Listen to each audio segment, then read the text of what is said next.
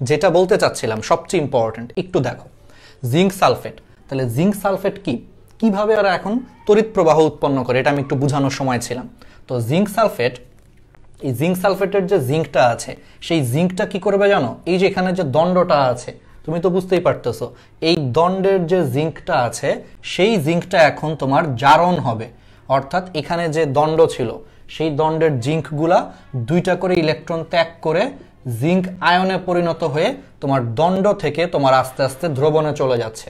ঠিক আছে, তাহলে এখানে যে জিঙ্ক ছিল তাহলে সেই দণ্ডের জিঙ্কগুলা ইলেকট্রন ত্যাগ করে তোমার দ্রবণে জিঙ্ক আয়ন আকারে চলে যাচ্ছে। এখন আমারে বলো ইলেকট্রন ত্যাগ করা মানে কি, ইলেকট্রন ছেড়ে দেওয়া। তাহলে সারা জীবন মনে রাখবা জারণ মানে কি, জারণ মানে হচ্ছে ছাড়ন। তাহলে দেখো এখানে কিন্তু জিঙ্ক হলে ইলেকট্রন ছেড়ে দিচ্ছে বা ইলেকট্রন ত্যাগ করছে, তার মানে এখানে জিঙ্কের জারণ হয়েছে। আর যেহেতু এখানে জিঙ্ক দণ্ডের জারণ হয়েছে তাহলে চোখ বন্ধ করে আমরা বলতে পারি জিঙ্ক দণ্ড কি, অ্যানোড। জিঙ্ক দণ্ড কি, অ্যানোড হবে, কারণ একটু আগে পড়ছো অ্যানোডে সবসময় জারণ হয়। তাহলে জিঙ্ক দণ্ড জারিত হয়েছে, কারণ জারণ মানে হলো ছাড়ন, ইলেকট্রন ছেড়ে দেওয়া। তাহলে এখানে অবশ্যই জিঙ্ক দণ্ড অ্যানোড হিসেবে কাজ করতেছে, জিঙ্ক দণ্ড তাহলে অ্যানোড। আচ্ছা, তা আর কপার এখানে কি করবে, এখন খেয়াল করো জিঙ্ক, দেখো এই দণ্ড থেকে জিঙ্কগুলা ইলেকট্রন ছেড়ে দিয়ে জিঙ্ক আয়ন আকারে দ্রবণে চলে আসতেছে। জিঙ্ক আয়ন আকারে এই যে জিঙ্ক সালফেটের দ্রবণে চলে আসতেছে। এখন প্রত্যেকটা জিঙ্ক এই যে দুইটা করে যে ইলেকট্রন ত্যাগ করছে সেই ত্যাগকৃত ইলেকট্রনগুলা কোথায় রয়ে গেছে, এই দণ্ডের গায়ে রয়ে গেছে, তাই না? কারণ খেয়াল করো প্রত্যেকটা জিঙ্ক আয়ন আকারে দ্রবণে আসার আগে দুইটা করে ইলেকট্রন ছেড়ে তারপরে দ্রবণে আসছে।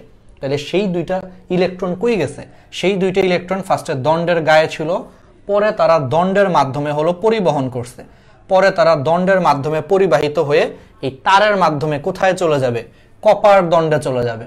অর্থাৎ জিঙ্কের ছেড়ে দেওয়া ইলেকট্রন ফার্স্টেই দণ্ডের গায়ে ছিল, সেটা আস্তে আস্তে সেই দণ্ড বেয়ে তোমার তারের মাধ্যমে কপার দণ্ডে চলে গেছে। এখন কপার দণ্ডে যখন সেই ইলেকট্রনগুলো চলে যাবে, জিঙ্কের ছেড়ে দেওয়া এই দুইটা ইলেকট্রন যখন কপার দণ্ডে চলে যাবে, তখন দেখো এখানে আবার কি আছে, কপার সালফেট আছে। তাহলে কপার সালফেট যে দ্রবণ, সেই কপার সালফেট দ্রবণে তো তোমার আগে থেকেই কপারগুলা কি আছে, আয়নিত আকারে আছে, কারণ দ্রবণে তো জিনিসগুলো আয়ন আকারে থাকে। তাহলে কপার সালফেটে জিনিসটা তোমার কপার আয়ন আছে আর হলো তোমার সালফেট আয়ন আছে।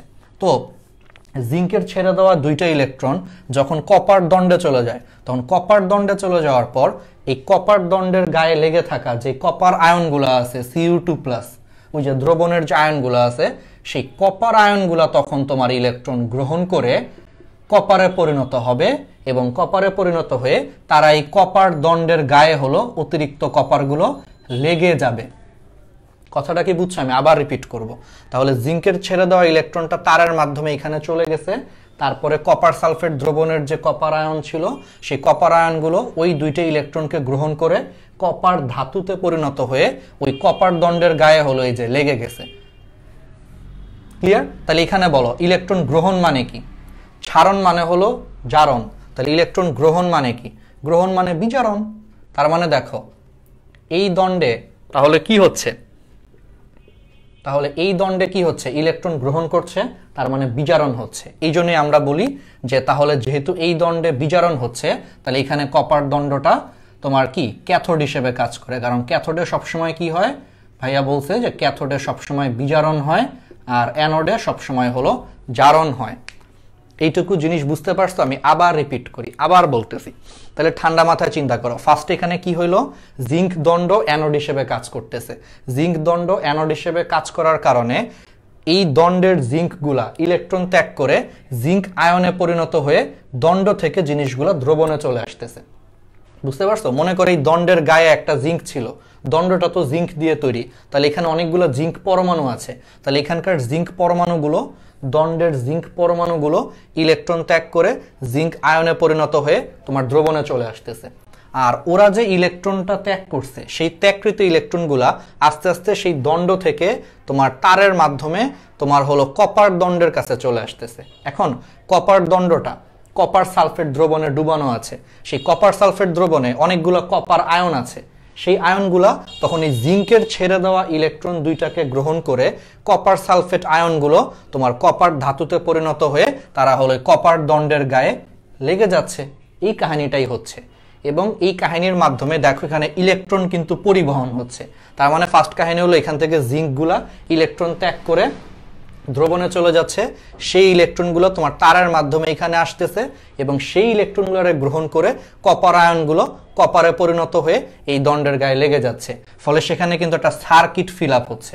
আর এই যেখানে একটা সার্কিট ফিল আপ হচ্ছে মানে ইলেকট্রনগুলো চলাচল করতেছে, যার ফলে এখানে কি উৎপন্ন হয়? তড়িৎ প্রবাহ উৎপন্ন হয়। ফলে এখানে তুমি যে বাতিটা দিছো দেখবা যে সেই বাতিটা জ্বলে উঠছে কারেন্টের কারণে, তড়িৎ প্রবাহ হচ্ছে, ফলে সেই বাতিটা জ্বলে উঠতেছে। ক্লিয়ার? তাহলে কি মেকানিজমটা বুঝতে পারছো? তাহলে আমি একটু এখন মুছে দিই, এটাকে সুন্দর করে লিখি। তাহলে মেকানিজমটা কি বুঝতে পারছো যে এখানে কিভাবে কি হচ্ছে? তাহলে এখানে দেখো জিঙ্ক দণ্ড কিন্তু ইলেকট্রন ছেড়ে দিচ্ছে, তার মানে এটার জারণ হয়েছে, এই জন্য এটার আমরা বলতেছি এখন অ্যানোড। আর কপার দণ্ডে কিন্তু কপার আয়নগুলা ইলেকট্রন গ্রহণ করছে, এই জন্য এখানে বিজারণ হচ্ছে। এই কারণে কপার দণ্ড হলো এখানে ক্যাথোড হিসেবে কাজ করতেছে। ক্লিয়ার? কারণ তোমরা পড়ে আসছো অ্যানোডে জারণ হয় আর ক্যাথোডে বিজারণ হয়। ঠিক আছে? ওকে, আশা করি বেসিকটা ধরতে পারছো। আর এই যে দেখো ইলেকট্রন ছেড়ে দিছে, বিক্রিয়াটা দেখাইলাম যে এখানে জারণ হচ্ছে আর এখানে ইলেকট্রন গ্রহণ করে বিজারণ হচ্ছে। ওকে, এখন একটা মজার জিনিস খেয়াল করো, একটু দেখো। এখন আমি একটু ফ্রেশ করে লিখি, একটু কারণ আছে। তাইলে আমার সাথে সাথে তোমরা আরেকটা জিনিস বলো। তাহলে তড়িৎ রাসায়নিক কোষে এই যে জিঙ্ক দণ্ডের জারণ হচ্ছে, তাই না? এটা জিঙ্ক দণ্ড। আমি এই ছবিটা আবার একটু আঁকতেছি একটা উদ্দেশ্যকে সামনে রেখে। তাহলে এখানে কি কাহিনী হচ্ছে? এখানের কাহিনী হচ্ছে এখানে তোমার দণ্ড থেকে এখানে জিঙ্ক ধাতুগুলা কোথায় যাচ্ছে? দণ্ড থেকে তোমার দ্রবণে আসতেছে। খেয়াল করো, ফার্স্টে জিঙ্ক পরমাণুগুলো তোমার দণ্ডে ছিল, সেই দণ্ড থেকে জিঙ্ক পরমাণুগুলা ইলেকট্রন ত্যাগ করে জিঙ্ক আয়নে পরিণত হয়ে দণ্ড থেকে তারা দ্রবণে চলে আসতেছে। আর সেই ইলেকট্রনগুলো ছেড়ে দিছিল যেগুলা, সেগুলো এই দণ্ডের গায়ে লেগে আছে। পরে সেই ইলেকট্রনগুলো তারের মাধ্যমে তোমার কপার দণ্ডে চলে যাচ্ছে, এটা হলো কপার দণ্ড। এখন কপার দণ্ডটা আবার তোমার কপার সালফেট দ্রবণে ডুবানো আছে। তাহলে সেই কপার সালফেট দ্রবণের কপার আয়নগুলা ওই ইলেকট্রনগুলারে গ্রহণ করে কপার ধাতুতে পরিণত হয়ে এই কপার আয়নগুলো আবার কপার দণ্ডে চলে যাচ্ছে। তাহলে বলো তো এই দণ্ডে ওরা কোথা থেকে কোথায় যাচ্ছে? দ্রবণ থেকে দণ্ডে চলে যাচ্ছে, বলতে পারি আমরা। তাহলে কি একটা জিনিস খেয়াল করছো যে অ্যানোডের ক্ষেত্রে জিঙ্ক ধাতুগুলো দণ্ড থেকে দ্রবণে চলে যাচ্ছে, আর ক্যাথোডের ক্ষেত্রে কপার আয়নগুলো দ্রবণ থেকে দণ্ডে আসতেছে। দ্রবণ থেকে তোমার কি আসতেছে? দণ্ডে আসতেছে। ক্লিয়ার? ওকে, জারণ বিজারণ তো বুঝতেই পারছি যে এখানে এই জন্য ইলেকট্রন ছেড়ে দিচ্ছে বলে জারণ হচ্ছে, এখানে ইলেকট্রন গ্রহণ করছে বলে বিজারণ হচ্ছে, এই জন্য এটা ক্যাথোড, এটা অ্যানোড। ক্লিয়ার? আরেকটা বেসিক মনে রাখো, তাহলে এখানে দণ্ড থেকে যদি সবাই দ্রবণে চলে আসে, ধরো এটা একটা দণ্ড, এই দণ্ডের সবগুলো পদার্থ মনে করো আস্তে আস্তে দণ্ড থেকে দ্রবণে চলে আসে, তাহলে এখানে অ্যানোড কি আস্তে আস্তে ক্ষয়প্রাপ্ত হবে না? অ্যানোড কি আস্তে আস্তে শুকায় যাবে না? কারণ অ্যানোড থেকে ধাতুগুলো তোমার দ্রবণে চলে আসার কারণে অ্যানোড কিন্তু আস্তে আস্তে তোমার চিকন হয়ে যাবে, কারণ এটা শুকায় যাচ্ছে, তো এটা ছোট হয়ে যাবে আস্তে আস্তে, কারণ এগুলো ক্ষয় হয়ে যাবে। এই জন্য বলা হয় তড়িৎ রাসায়নিক কোষে অ্যানোড তোমার সবসময় কি হয়? ক্ষয়প্রাপ্ত হয়। বেসিক সারা জীবন কাজে লাগবে, এই বেসিকগুলো অবজেক্টিভে আসে। পোলাপাইন তো বুঝে না, ওরা মুখস্থ করে পড়ে যে তড়িৎ রাসায়নিক কোষে তাহলে অ্যানোড কি হচ্ছে? ক্ষয়প্রাপ্ত হচ্ছে, কারণ অ্যানোড থেকে আয়নগুলা দ্রবণে চলে আসতেছে। তো অ্যানোড কি আর থাকবে ঠিক মতো? অ্যানোড তাহলে আস্তে আস্তে চুপসায় যাচ্ছে, হিরো আলমের মতো হয়ে যাচ্ছে, বুঝছো? মানে হিরো আলম হয়ে যাচ্ছে। আর ক্যাথোডে উল্টা দেখো, উল্টা কাজ হচ্ছে। ক্যাথোডে তোমার ক্যাটায়নগুলা এটার গায়ে জমা হচ্ছে, জমা হওয়ার কারণে ক্যাথোড হলো আরো মোটা হয়ে যাচ্ছে। তাহলে অ্যানোড ক্ষয়প্রাপ্ত হয় আর ক্যাথোড হলো আস্তে আস্তে আরো মোটা হয় তড়িৎ রাসায়নিক কোষে, কারণ বাইরে থেকে তোমার আয়নগুলো তোমার দ্রবণ থেকে দণ্ডে চলে আসার কারণে দণ্ডের সাইজ আরো বৃদ্ধি পায়। তার মানে এখান থেকে বলতে পারি যে তড়িৎ রাসায়নিক কোষে অ্যানোডগুলো ক্ষয়প্রাপ্ত হয়ে আস্তে আস্তে হিরো আলম হয়ে যাচ্ছে, আর ক্যাথোডগুলো মনে করো তোমার মোটা হয়ে হয়ে আস্তে আস্তে কি হয়ে যাচ্ছে? মোটা কারা? আচ্ছা, মোটা মানুষের কোনো এক্সাম্পল আছে? ধরো মাহফুজ খান, ওই যে সিঙ্গার, বিখ্যাত সিঙ্গার আছে না মাহফুজ খান, তোমার কি যেন এনটিভির নাকি সরি এটিএন বাংলার যে সুরকার গীতিকার, একাধারে তিনি হলেন সুরকার, গীতিকার, নাট্যকার, সবকিছু। দেখবে ওই যে একটা হাফ মানে কি বলে একটা মানে বেলটা অনেক উপরে পড়া, ওই যে অনেকটা জিয়ানের মতো, ডোরেমন দেখছো না, ওই ডোরেমনের জিয়ানের মতো সে হাত তুলা গান গাইতেছে নদীর পারে, এরকম করে গান গাইতেছে, ঠিক আছে? তাহলে ধরো যে এখানে ক্যাথোড গুলো আস্তে আস্তে মাহফুজ খানের মতো মোটা হয়ে যাইতেছে, আর অ্যানোড গুলা হিরো আলমের মতো শুকায় যাইতেছে। ক্লিয়ার? তাহলে বুঝছো বেসিকটা কি ধরতে পারছো? আমি তো একটু মজা করার জন্য বলছি, বাট আসল বেসিকটা তো বুঝতেছো। কেন অ্যানোড ক্ষয়প্রাপ্ত হয়? কারণ দণ্ড থেকে দ্রবণে চলে আসতেছে জিঙ্ক গুলা, এই জন্য ক্ষয়প্রাপ্ত হচ্ছে। আর ক্যাথোডে উল্টা আরো তোমার দ্রবণ থেকে দণ্ডের গায়ে জমা হচ্ছে, এই জন্য ক্যাথোড। ওকে, হ্যাঁ, anode is equal to Hero Alam আর cathode is equal to Mahfuz Anam, নাকি মাহফুজ খান আর কি, সরি ভুলে গেছি।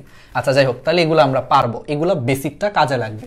এখন আসো, তাহলে এখন আমাদের সবসময় বলো অ্যানোডে সবসময় কি হয়? অ্যানোডে সবসময় তাহলে জারণ এবং ক্যাথোডে সবসময় বিজারণ হচ্ছে, এই জন্য। এবার আসো, আসল বেসিকটা এখন শুরু হবে। অ্যানোডে সারা জীবন জারণ হয় বলে এখন অ্যানোডকে বলা হচ্ছে জারণ অর্ধকোষ। তাহলে অ্যানোডে, তাহলে এটা লিখে ফেলো সবাই, খুবই ইম্পর্টেন্ট। তাহলে অ্যানোডে সবসময় জারণ হয় বলে অ্যানোডে এখন যেই বিক্রিয়াটা হয় সেই বিক্রিয়াটাকে তোমার বলা হয় জারণ অর্ধকোষ। তাহলে জিঙ্ক থেকে অ্যানোডে কি বিক্রিয়া হয়? জিঙ্ক থেকে দুইটা ইলেকট্রন চলে যেয়ে জিনিসটা হলো জিঙ্ক আয়নে পরিণত হচ্ছে, এই জন্য অ্যানোডকে বলা হচ্ছে, অ্যানোডে যে বিক্রিয়াটা হয় সেটাকে বলা হচ্ছে জারণ অর্ধকোষ বিক্রিয়া, জারণ অর্ধকোষ। এই জন্য অ্যানোডের বিক্রিয়াটাকে তোমার বলা হয় জারণ অর্ধকোষ, ঠিক আছে? আর ক্যাথোডের যে বিক্রিয়াটা হয়, ক্যাথোডে কি হয় বলো তো ভাইয়া? ক্যাথোডে হলো বিজারণ হয়। কিভাবে বিজারণ হয়? ওই যে কপার আয়নগুলো ভাইয়া দুইটা ইলেকট্রন গ্রহণ করে কপার ধাতুতে পরিণত হয়েছে, এই জন্য ক্যাথোডের এই বিক্রিয়াটাকে আমরা বলতেছি হলো বিজারণ অর্ধকোষ। তাহলে আশা করি তোমরা বুঝতে পারতেছো যে জারণ অর্ধকোষ কি আর বিজারণ অর্ধকোষ কি, ঠিক আছে? তাহলে অ্যানোডে জারণ হয় এই জন্য এই বিক্রিয়াটাকে বলা হয় জারণ অর্ধকোষ, ক্যাথোডে বিজারণ হয় এই জন্য এই বিক্রিয়াটাকে বলা হচ্ছে বিজারণ অর্ধকোষ। তাহলে এখন ভর্তি পরীক্ষায় বা এইচএসসি পরীক্ষায় অবজেক্টিভে টোটাল কোষ বিক্রিয়া লিখতে আসে। কি লিখতে আসে? টোটাল কোষ বিক্রিয়া লিখতে আসে। এখন তোমরা চিন্তা করতে পারো ভাইয়া কোষ বিক্রিয়া, কোষ বলতে এখানে কি বোঝায়? এটা কি বায়োলজির ওই কোষ? না, কোষের একটা ইংলিশ কি বলো তো? বাংলার জন্য সমস্যা হচ্ছে। কোষকে ইংলিশে কি বলা হয়? সেল বলা হয়। বলো ব্যাটারিকে ইংলিশে কি বলা হয়? ব্যাটারিরও কিন্তু আরেকটা নাম সেল, এটা কিন্তু মাথায় রাখবা, সারা জীবন মাথায় রাখবে। এখানে কোষ বলতে অ্যাকচুয়ালি ব্যাটারিটাকে বোঝাচ্ছে, কারণ একটু আগে কিন্তু আমরা আসলে একটা ব্যাটারি পাইছি। কারণ সারা জীবন খেয়াল করো ব্যাটারিতে কি হয়, তার মানে তড়িৎ রাসায়নিক কোষ, এটা কিন্তু আসলে এক ধরনের কি ব্যাটারি। আসলে এই যে ভোল্টার কোষ এটা আসলে ব্যাটারি, তারপরে হলো তোমার ড্যানিয়েল কোষ, এগুলো সব ব্যাটারি। তার মানে এখানে কোষ বলতে অ্যাকচুয়ালি ব্যাটারিকে বোঝাচ্ছে। কেন ব্যাটারিকে বোঝাচ্ছে? ব্যাটারিতে কি হয়? রাসায়নিক শক্তি বিদ্যুৎ শক্তিতে রূপান্তর হয়, ফলে আমরা টিভি রিমোটে কি করি? ব্যাটারি ভরা হলো চ্যানেল পাল্টাই। তাহলে এখানে কি হচ্ছে অ্যাকচুয়ালি? তুমি ধরে নিতে পারো যেখানে রাসায়নিক শক্তি বিদ্যুৎ শক্তিতে রূপান্তর হচ্ছে, তাহলে এখানেও তো সেম, তড়িৎ রাসায়নিক কোষেও তো সেম হচ্ছে, রাসায়নিক বিক্রিয়াটা বিদ্যুৎ শক্তিতে রূপান্তর হচ্ছে। তার মানে এটা এক ধরনের ব্যাটারি আর কি, বুঝতে পারছো? তাহলে এটা আসলে আমরা একটা ব্যাটারির বিক্রিয়া পড়লাম। আর ব্যাটারিকে বাংলায় কোষ বলা হয়, কারণ ব্যাটারির আরেকটা নাম হচ্ছে সেল। তাহলে এখানে অর্ধকোষ বলতে অর্ধেক ব্যাটারির বিক্রিয়াকে বোঝাচ্ছে। তাহলে এখন তোমাকে বলতে পারে ভাইয়া ফুল বিক্রিয়া তাহলে কি? তাহলে এখন আসো, তোমার ফুল কোষ বিক্রিয়া আসবে। তাহলে এইটুকু বুঝছো? জারণ অর্ধকোষ, বিজারণ অর্ধকোষ বুঝে ফেলছি। এখন এই বিক্রিয়া দুইটারে যোগ করো, একবারই ইজি। দেখো এখন বিক্রিয়া দুইটাকে তুমি যোগ করো, যোগ করলে তোমার বিক্রিয়াটা কি আসবে দেখো তো? -2 ইলেকট্রন +2 ইলেকট্রন, কাটাকাটি চলে যাবে। তাহলে এখানে থাকবে হলো তোমার শুধু জিঙ্ক প্লাস, দেখো এখানে থাকবে হলো কপার, যোগ করো। আমি জারণ অর্ধকোষ আর বিজারণ অর্ধকোষকে যোগ করতেছি, তাহলে -2 ইলেকট্রন +2 ইলেকট্রন কাটা, জিঙ্ক আর এখানে কপার আয়ন যোগ করো 2+, শেষ, তীর চিহ্নের বাম সাইড শেষ। ডান সাইডে কি হয়? ডান সাইডে দেখো জিঙ্ক 2+ প্লাস কপার হয়। এই বিক্রিয়াটারে এই জন্য বলা হয় কোষ বিক্রিয়া। দেখছো কত ইজি জিনিস? কারণ এই বিক্রিয়াটাই তোমার মেইনলি ব্যাটারিতে হয়। ব্যাটারির মেইন বিক্রিয়াটা হলো এটা, যে জিঙ্ক থেকে জিনিসটা জিঙ্ক আয়ন হচ্ছে আর কপার আয়ন থেকে জিনিসটা কপার হচ্ছে। এই জন্য এই বিক্রিয়াটাকে তোমার বলা হয় একটা সম্পূর্ণ কোষ বিক্রিয়া বা শুধু কোষ বিক্রিয়া, বা অনেকে সম্পূর্ণ কোষ বিক্রিয়াও বলে। তাহলে বলো একটা সম্পূর্ণ কোষ বিক্রিয়া তুমি কিভাবে লিখবা? খুবই সিম্পল ভাই, অ্যানোডের জারণ অর্ধকোষ আর ক্যাথোডের বিজারণ অর্ধকোষ, এই দুইটারে যোগ করে তোমার যে বিক্রিয়াটা পাবা এটাই হলো তোমার সম্পূর্ণ কোষ বিক্রিয়া বা কোষ বিক্রিয়া। ঠিক আছে? আর এখানে কোষ বলতে ব্যাটারি বোঝাচ্ছে, কারণ এই পুরাটা হলো ব্যাটারি। তাহলে পুরাটা যদি ব্যাটারি হয়, অ্যানোড হচ্ছে অর্ধেক আর ক্যাথোড হচ্ছে বাকি অর্ধেক, এই জন্য অ্যানোডের বিক্রিয়াটারে বলা হয় অর্ধকোষ বিক্রিয়া, ক্যাথোডের বিক্রিয়াটাকেও বলা হয় অর্ধকোষ বিক্রিয়া। বুঝতেই পারতেছো তাই না? কারণ এই পুরা জিনিসটা মিলে হলো কোষ। খেয়াল করো, মনে করে এটা হলো অ্যানোড, এটা ক্যাথোড, আর এই পুরাটা মিলে হলো কোষ। তাহলে এটা অর্ধেক, এটা অর্ধেক, এই জন্য এখানে যে বিক্রিয়াটা হয় এটারে বলা হচ্ছে অর্ধকোষ বিক্রিয়া, এটারও বলা হচ্ছে অর্ধকোষ বিক্রিয়া। এখানে জারণ হয়, এই জন্য এটার নাম হচ্ছে জারণ অর্ধকোষ বিক্রিয়া, এটা হলো বিজারণ অর্ধকোষ বিক্রিয়া। আর এই দুইটা অর্ধকোষ বিক্রিয়াকে যোগ করলে আমার পূর্ণ কোষ বিক্রিয়া বা কোষ বিক্রিয়া পাওয়া যায়। ঠিক আছে? ওকে, তাহলে এগুলো পরীক্ষায় লিখতে আসে। ঠিক আছে, এগুলা পরীক্ষায় লিখতে আসে, আশা করি তোমরা বুঝতে পারতেছো। তাহলে এবার আসো আমাদের বেসিকটা, আর 5-7 মিনিট পড়াইলে আমাদের বেসিক শেষ, দেন আমরা খালি অবজেক্টিভ সলভ করব। তাহলে কোষ বিক্রিয়া বুঝলাম। এখন আসো একটা চমৎকার জিনিস ভাইয়া, জারণ অর্ধকোষ বিক্রিয়া কেমনে লিখবো? জারণ অর্ধকোষ বিক্রিয়া ভাইয়া কেমনে লিখবো, এইটুকু ক্লিয়ার না? আর সবাই কিন্তু রিভিউ দিও, এই যে হ্যাশট্যাগ গ্র্যাভিটি রিভিউ, সবাই হলো তোমরা কি করবা, রিভিউ দিবা। ঠিক আছে? আগামীকাল হলো মানে সবাই রিভিউটা দিবা, ইনশাল্লাহ তোমাদের পুরস্কার পৌঁছে যাবে। আর আজকে তো আমরা লটারি করবো লাস্টের দিকে, লটারি লাস্টেই করব। ঠিক আছে? একবারে লাস্টে আমরা মজা নিব আর কি, পড়ানো শেষ একটু কথাবার্তা বলবো। এখন আসো, তাহলে অ্যানোডে কি হচ্ছে, জারণ অর্ধকোষ বিক্রিয়া হয়। এখন দেখো, জারণ অর্ধকোষ বিক্রিয়াকে লেখার আরেকটা নিয়ম আছে, সংক্ষেপে লেখার নিয়ম আছে। এখন এটাই আমি তোমাদেরকে এখন শিখাবো। দেখো, তাহলে আমি একটু পরে লিখে রাখি। তাহলে জারণ অর্ধকোষ বিক্রিয়া আমার এই ক্ষেত্রে এরকম আসছে, জিঙ্ক থেকে 2টা ইলেকট্রন ত্যাগ করে জিঙ্ক 2+। একটু দেখো, এটা সবাই একটু বুঝো, আমাদের 5-7 মিনিট লাগবে বেসিক, তাইলেই শেষ। আর কপার 2+, 2টা ইলেকট্রন নিয়ে কপার হয়েছে, এটা হলো বিজারণ অর্ধকোষ বিক্রিয়া। এখন এই জারণ অর্ধকোষ বিক্রিয়াকে লেখার নিয়ম আছে, এটাকে ব্যাটারিতে আরো শর্টকাটে লেখা হয়। সেই নিয়মটা হচ্ছে খুবই সিম্পল, জিঙ্ক লিখবা, বা দিবা, এখানে জিঙ্ক 2+ লিখবা, ব্যাস এটাই বুঝাই হলো তোমার জারণ অর্ধকোষ। দেখো তো কিছু বুঝছো কিনা, আমি তোমাদেরকে লেখে পাশে সরে যাই, দেখো তোমরা কিছু বুঝছো কিনা। এইটার এইভাবেই লেখা হয় তোমার জারণ অর্ধকোষ বিক্রিয়া। দেখবা বইয়ে 1000 বার লেখা আছে, পোলাপান বুঝে না যে জিঙ্ক দিয়ে বা দিয়ে জিঙ্ক 2+, এটা আসলে কি, জারণ অর্ধকোষ বিক্রিয়া। কিভাবে লিখছে জানো? দেখো, তুমি এই বিক্রিয়াটা খেয়াল করো। দেখো, জারণ অর্ধকোষ বিক্রিয়ায় দেখো তোমার ছিল জিঙ্ক, হয়েছে কি জিঙ্ক 2+।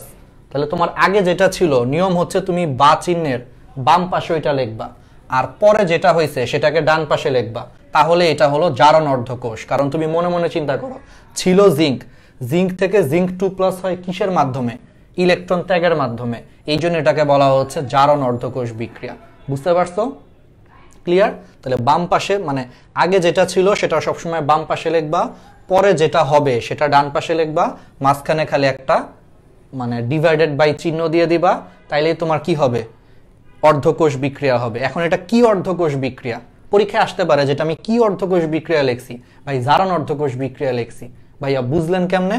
বুঝতেই পারতেছো, তোমার আগে ছিল জিঙ্ক, তুমি আমারে বলো ভাই জিঙ্ক থেকে জিঙ্ক 2+ আয়ন হয়েছে, এটা কেমনে হবে, ইলেকট্রন ছাড়লে নাকি ইলেকট্রন গ্রহণ করলে? বলো তো।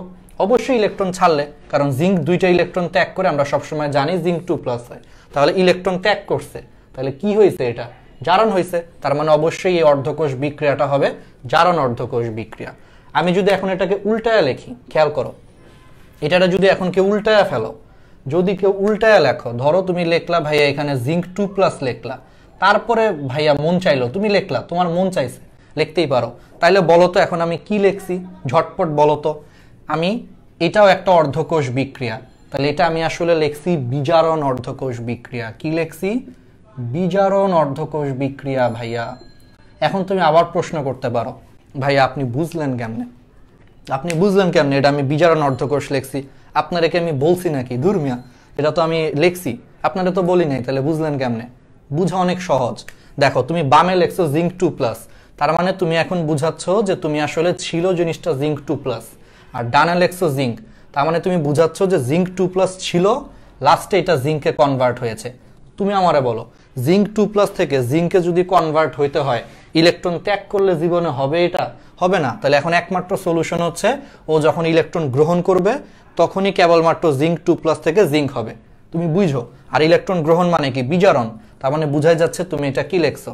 বিজারণ অর্ধকোষ বিক্রিয়া লিখছো। তাহলে এবার বুঝছো যে জারণ অর্ধকোষ বিক্রিয়া কেমনে লেখে আর বিজারণ অর্ধকোষ বিক্রিয়া কেমনে লেখে। ক্লিয়ার? তাহলে মনে রাখবা বামে যেটা লিখবা আর ডানে যেটা লিখবা, এটা আগে ছিল, এটা পরে হবে। তারপরে বাকিটা তুমি নিজে চিন্তা করবা যে জিঙ্ক থেকে জিঙ্ক 2+ হয়েছে কেমনে হয়েছে? জারণের মাধ্যমে। তার মানে তুমি এটা জারণ অর্ধকোষ লিখছো। আর কেউ যদি এমনে লেখে জিঙ্ক 2+ থেকে জিঙ্ক হয়েছে কিসের মাধ্যমে? অবশ্যই বিজারণের মাধ্যমে। তার মানে সে এটা বিজারণ অর্ধকোষ বিক্রিয়া লিখছে। ক্লিয়ার? তাহলে তোমরা আমারে বলো তো এটারে আমি কেমনে লিখবো? এই যে কপার 2+, দুইটা ইলেকট্রন গ্রহণ করে কপার হয়েছে, বলো এটারে আমরা কেমনে লিখবো? এটারে লেখার এখন উপায় কি বলো? তাহলে এটারে লেখার উপায় কি? তুমি দেখেই বুঝতে পারতেছো ভাইয়া এখানে বিজারণ অর্ধকোষ হয়েছে। তার মানে ডেফিনেটলি তুমি আগে লিখবা হলো কপার 2+, দাগ দিয়ে দিবা, তারপরে লিখবা হলো কপার, শেষ তোমার বিজারণ অর্ধকোষ। এটারই সংক্ষেপে আর কি লেখা হয় ব্যাটারিতে। হ্যাঁ, একজন বলছে যে আয়ন আগে থাকলে হলো বিজারণ। যে যেমনে মনে রাখো। আর আমি কেমনে মনে রাখতাম জানো? আমার একটা শর্টকাট ছিল। দেখো এই যে এখানে চার্জ সংখ্যা, এই যে এখানে যে চার্জ সংখ্যাগুলো আছে এগুলোকে তোমার বলা হয় জারণ সংখ্যা। কি বলা হয়? জারণ সংখ্যা। আমি মনে রাখতাম বলতো জিনিসটা যখন ধাতু আকারে থাকে মানে মুক্ত অবস্থায় আছে, তাহলে ধাতু আকারে থাকলে বা মুক্ত অবস্থায় থাকলে তার জারণ মান কত? 0। এটা তো পড়ছো তোমরা, অবশ্যই জানো যে কোনো একটা জিনিস মনে করো মুক্ত অবস্থায় আছে তাহলে অবশ্যই তার জারণ সংখ্যা বা জারণ মান হচ্ছে 0। তাহলে এখানেও সেম, কপার মনে করো ধাতু আকারে আছে মানে ও কারোর সাথে নাই, বিক্রিয়া করে নাই, মানে ধাতু আকারে আছে, তাহলে ওর জারণ সংখ্যা হচ্ছে 0। তাহলে খেয়াল করো এই ক্ষেত্রে তোমার জারণ সংখ্যা +2 থেকে 0 হয়েছে। তার মানে কি হয়েছে? জারণ সংখ্যা কমে গেছে না? দেখো আগে ছিল +2, এখন হয়েছে 0। তাহলে +2 থেকে 0 হয়েছে, তার মানে জারণ সংখ্যা কমছে। তাহলে তুমি মনে রাখবা জারণ সংখ্যা কমলে হলো তোমার বিজারণ, কারণ জারণ কমে গেছে। আমি মনে রাখতাম এমনে জারণ সংখ্যা কমছে, জারণ সংখ্যা কমছে মানে জারণ কমে গেছে। জারণ কমলে কি হবে? বিজারণ হবে, ব্যাস।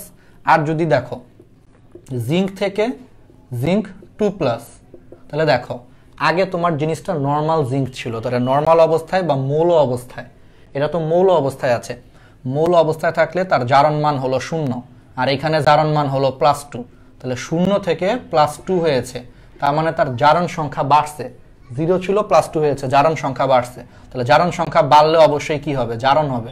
বুঝতেই পারতেছো? জারণ সংখ্যা বাড়ছে তার মানে ডেফিনেটলি জারণ হবে। আর এখানে জারণ সংখ্যা কমছে মানে বিজারণ হবে, ব্যাস। যে যেভাবে মনে রাখবা, মানে যার যেভাবে মনে থাকে আর কি, বুঝছো? আমি এটাভাবে মনে রাখতাম যে এখানে জারণ সংখ্যা বাড়ছে মানে জারণ বাড়ছে, মানে জারণ হয়েছে। আর এখানে জারণ সংখ্যা কমছে মানে জারণ কমে গেছে, ফলে বিজারণ হয়েছে। ঠিক আছে? ওকে, ক্লিয়ার? বুঝছো? এটা মনে রাখার জন্য বললাম, যদি কারো কনফিউশন লাগে তাহলে বুঝতেই পারছো এটা আমি বিজারণ বিক্রিয়া লিখছি বা বিজারণ অর্ধকোষ বিক্রিয়া লিখছি, আর আগেরটা জারণ অর্ধকোষ। এখন আসো, এদের এখন মান আছে প্রত্যেকটা ধাতুরই। এই যে বিজারণ অর্ধকোষ বা জারণ অর্ধকোষ হিসেবে কেউ যদি কাজ করে, প্রত্যেকটা ধাতুই যদি জারণ অর্ধকোষ বা বিজারণ অর্ধকোষ হিসেবে যদি কাজ করে, আমাদের আর 5টা মিনিট, ঠিক 9টা 5-এ আমরা অবজেক্টিভ সলভ করব। আজকে অবজেক্টিভ সলভ করতে মাত্র 30 মিনিট লাগবে। দেখবা 30 মিনিট আমরা সব সলভ করে ফেলছি।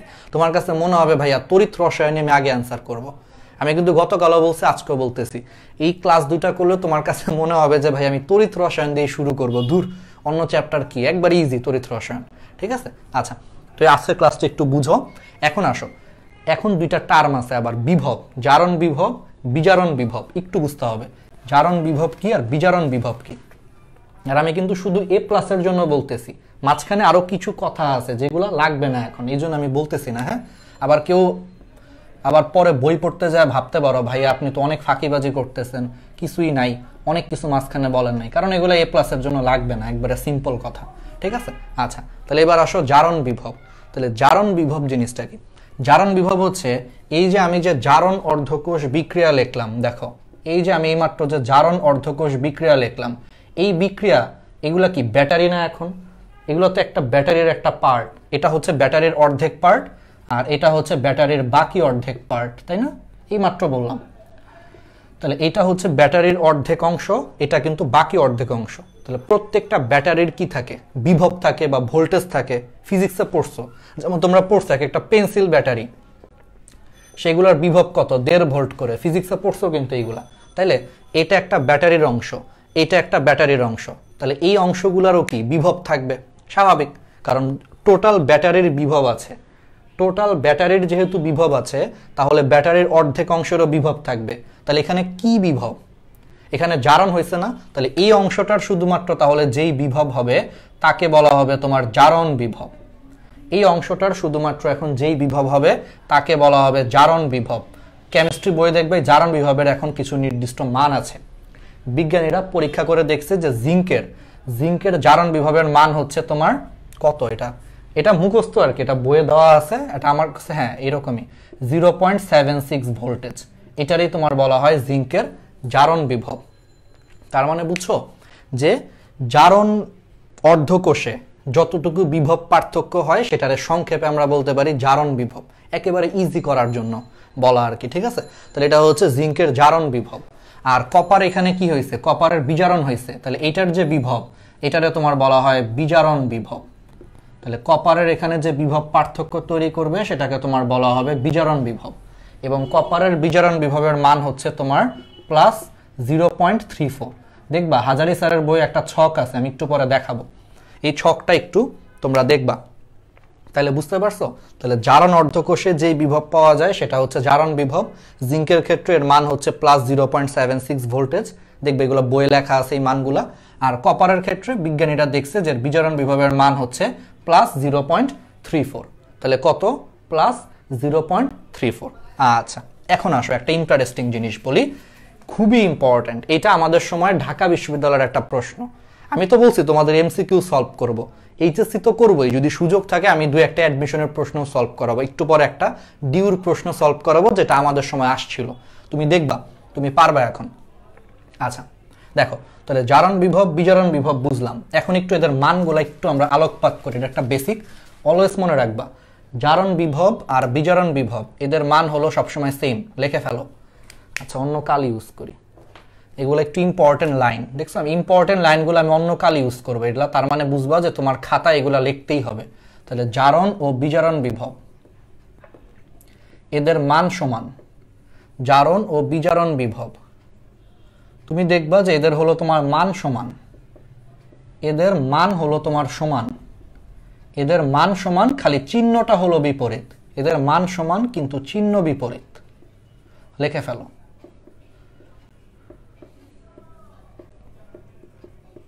তাহলে জারণ বিভব ও বিজারণ বিভব এদের মান সমান কিন্তু চিহ্নটা হলো তোমার বিপরীত, মানে চিহ্নটা এদের সাইনটা বিপরীত। তাহলে কি রকম, তাহলে দেখো জিঙ্কের, তার মানে আমি একটা এক্সাম্পল দিয়ে বুঝাই, জিঙ্কের জারণ বিভবের মান যদি তোমার প্লাস 0.76 ভোল্টেজ হয়, তাহলে এই জিঙ্কেরই তাহলে তুমি মনে রাখবা যে তাহলে এই জিঙ্কেরই তোমার বিজারণ বিভবের মান সেম। দেখো জারণ ও বিজারণ বিভব এদের মান সেম, তাহলে জিঙ্কের বিজারণ বিভবের মানও তোমার 0.76 ভোল্টেজ হবে কিন্তু চিহ্ন বিপরীত হবে। তাহলে জিঙ্কের জারণ বিভবের মান যদি প্লাস 0.76 হয়, তাহলে অবশ্যই জিঙ্কের বিজারণ বিভবের মান মাইনাস 0.76 ভোল্টেজ হবে, ঠিক আছে। তাহলে জিঙ্কের অবশ্যই তোমার বিজারণ বিভবের মান মাইনাস 0.76 ভোল্টেজ হবে। ঠিক সেম ভাবে কপারের তোমার বিজারণ বিভবের মান, কপারের বিজারণ বিভবের মান তোমার প্লাস 0.34 ভোল্টেজ ছিল কপারের বিজারণ বিভবের মান, ঠিক আছে। তাহলে আমারে বলো, তাহলে কপারের জারণ বিভবের মান কত হবে, তাহলে এটা হবে মাইনাস 0.34 ভোল্টেজ, ঠিক আছে। তাহলে কি বুঝতে পারতেছো, ক্লিয়ার? কোনো কনফিউশন আছে? তাহলে দেখো কপারের বিজারণ বিভবের মান যদি প্লাস 0.34 হয়, তাহলে অবশ্যই কপারের জারণ বিভবের মানও 0.34ই হবে, কিন্তু এখন চিহ্নটা বিপরীত হবে, তাহলে এটা মাইনাস হয়ে যাবে কপারের জারণ বিভবের মান, ঠিক আছে। ওকে ভাইয়া, 0.34 কিসের মান? এটা হলো তোমার কপারের বিজারণ বিভবের মান, এটা দেখবা বইয়ে এখন মান আছে। এখন আমি একটু বইটা বের করি, তোমাদেরকে একটা ছক দেখাই যে এই মানগুলা কোত্থেকে আসছে। দেখবা এই যে আমার সামনে একটা হাজারি স্যারের বই, দাঁড়াও একটু বের করি। এখানে দেখো তোমার কিছু ছক দেওয়া আছে, এই যে তোমার কিছু ছক দেওয়া আছে। কোথায় আছে দাঁড়াও, তোমার এখন ছক টক হাবি যাবি এগুলা কিছু কিছু জায়গায় দেওয়া আছে, এগুলো একটু খুঁজে বের করো। এই যে এখানে দেখো 579 পেজে, মানে আমার হাজারি স্যারের বই। এই যে দেখো এই যে এখানে কিছু মান দেওয়া আছে, দেখছো এগুলা হলো জারণ বিভব বিজারণ বিভবের মান দেওয়া আছে। দেখো তোমরা পাবা, এগুলা খুঁজে দেখবা, বইয়ে আছে, ঠিক আছে, এখান থেকে আর কি মান। ওকে, এখন আসো, এতক্ষণ আমি আবার যেই বিভবগুলোর মান বললাম এগুলো আসলে প্রমাণ জারণ বিভব, প্রমাণ বিজারণ বিভব। আমারটা হলো জুন 2020-এর এডিশন। তো জুন 2020-এর এডিশনে হাজারি স্যারের বইয়ের 579 নম্বর পেজে, জুন 2020 এই এডিশনের 579 নম্বর পেজে হলো ছক আছে, এই ছকের মান আর কি। এখন আসো, তাহলে এইটুকু আমরা বুঝছি। এখন তোমাকে বলবে একটা টোটাল কোষ বিভব বের করতে বলবে পরীক্ষায়। এখন আসো তোমার অবজেক্টিভ কি আসবে, তোমাকে বলবে একটা টোটাল কোষ বিভব বের করো। তাইলে এতক্ষণ আমি যেই জারণ বিভব যেই বিজারণ বিভবের মান বললাম এগুলো আসলে প্রত্যেকটাই আসলে তোমার প্রমাণ জারণ বিভব আর প্রমাণ বিজারণ বিভব, মানে এগুলো আসলে স্ট্যান্ডার্ড মানগুলা বলছে অ্যাকচুয়ালি। তাহলে প্রমাণ জারণ বিভব আর প্রমাণ বিজারণ বিভব। তাহলে বলো তো জিঙ্কের প্রমাণ জারণ বিভবের মান কত? Plus 0.76 voltage. এখন এটাকে আবার সংক্ষেপে লেখা যায়। এই প্রমাণ জারণ বিভবকে সংক্ষেপে কেমনে লেখে জানো? ই নট দিয়ে লেখে। কি দিয়ে লেখে? ই নট দিয়ে লেখে। এই ইটা কি বলো তো? পড়ছো তোমরা ফিজিক্সে, ফিজিক্সের তড়িৎচালক শক্তি একটা টার্ম আছে, মনে আছে? তড়িৎচালক শক্তি পড়ছিল। সেই তড়িৎচালক শক্তিকে আমরা কি দিয়ে প্রকাশ করি? ই দিয়ে প্রকাশ করি। এই জন্য এটারও ই দিয়ে প্রকাশ করা হচ্ছে। তড়িৎচালক শক্তি বোঝাচ্ছে আসলে। দেখছো ফিজিক্সের সাথেও কিন্তু মিল আছে, অনেক কিছু মিল পাবা। আচ্ছা, এখন তাহলে প্রমাণ জারণ বিভব বা প্রমাণ বিজারণ বিভব যাই আসুক এগুলাকে ই নট দ্বারা প্রকাশ করে। এখন আসো তোমাদেরকে আমি শিখাই যে জিঙ্কের প্রমাণ জারণ বিভবকে কেমনে লিখতে হয়, লেখার নিয়মটা কি। জিঙ্কের প্রমাণ জারণ বিভব দেখো, তুমি ছোট্ট করে লেখো, এখানে ছোট্ট করে জিঙ্ক লেখো। বলো ফার্স্টে জিঙ্কের জারণ অর্ধকোষকে তুমি কেমনে লিখবা? তুমি জিঙ্ক লেখে এখানে জিঙ্ক 2+ লিখবা, তাই না? এটা হলো জিঙ্কের জারণ অর্ধকোষ। তাহলে এইটার উপরে বড় করে তুমি একটা ই লিখে দাও আর এখানে একটা নট দিয়ে দাও। এটাই বুঝাবে হলো তোমার জিঙ্কের প্রমাণ জারণ বিভব। ক্লিয়ার? আমি আবার বলি, তুমি ধরো জিঙ্কের এখন প্রমাণ জারণ বিভব এটাকে সংক্ষেপে লিখতে চাচ্ছ, কেমনে লিখবা? ফার্স্ট আগে তুমি জিঙ্কের জারণ অর্ধকোষ বিক্রিয়া লেখো। তাহলে জিঙ্ক 2+ লিখলা, লিখে এটার উপরে হলো বড় করে এখানে ই নট দিয়ে দাও। তাহলে এটাই বুঝাবে ই নট জিঙ্ক থেকে জিঙ্ক 2+, মানে এটাই বুঝাবে জিঙ্কের প্রমাণ জারণ বিভব। তাহলে এর মান কত হবে? অবশ্যই 0.76 ভোল্টেজ। ঠিক আছে? লেখার নিয়মটা বুঝছো? আমি কিন্তু 2বার বলে দিয়েছি। তাহলে আমারে বলো তো কপারের প্রমাণ বিজারণ বিভব তুমি কেমনে লিখবা? কপারের প্রমাণ বিজারণ বিভব তুমি কিভাবে লিখবা যদি তোমাকে এখন সংক্ষেপে লেখার নিয়ম বলে? তাহলে ফার্স্টে বিজারণ বিভব, তাহলে কপারের বিজারণকে তুমি কেমনে লিখবা? ভাইয়া কপার 2+ ছিল, তারপরে সেখান থেকে কপার হয়েছে, এটা বিজারণ। এর উপরে একটা বড় করে ই দিয়ে দিবা, আর প্রমাণ বলছে তাহলে একটা নট দিয়ে দিবা। তাহলে ই নট কপার 2+ থেকে কপার, এটাই হলো তোমার কপারের প্রমাণ বিজারণ বিভব, যার মান কত? 0.34 ভোল্টেজ। ঠিক আছে? এটা লেখার নিয়ম আর কি। এটা দেখবা অবজেক্টিভে প্রচুর আছে, অবজেক্টিভে প্রচুর দেখবে এইগুলা দিয়ে মান দিয়ে বলে এটার মান কত। ঠিক আছে?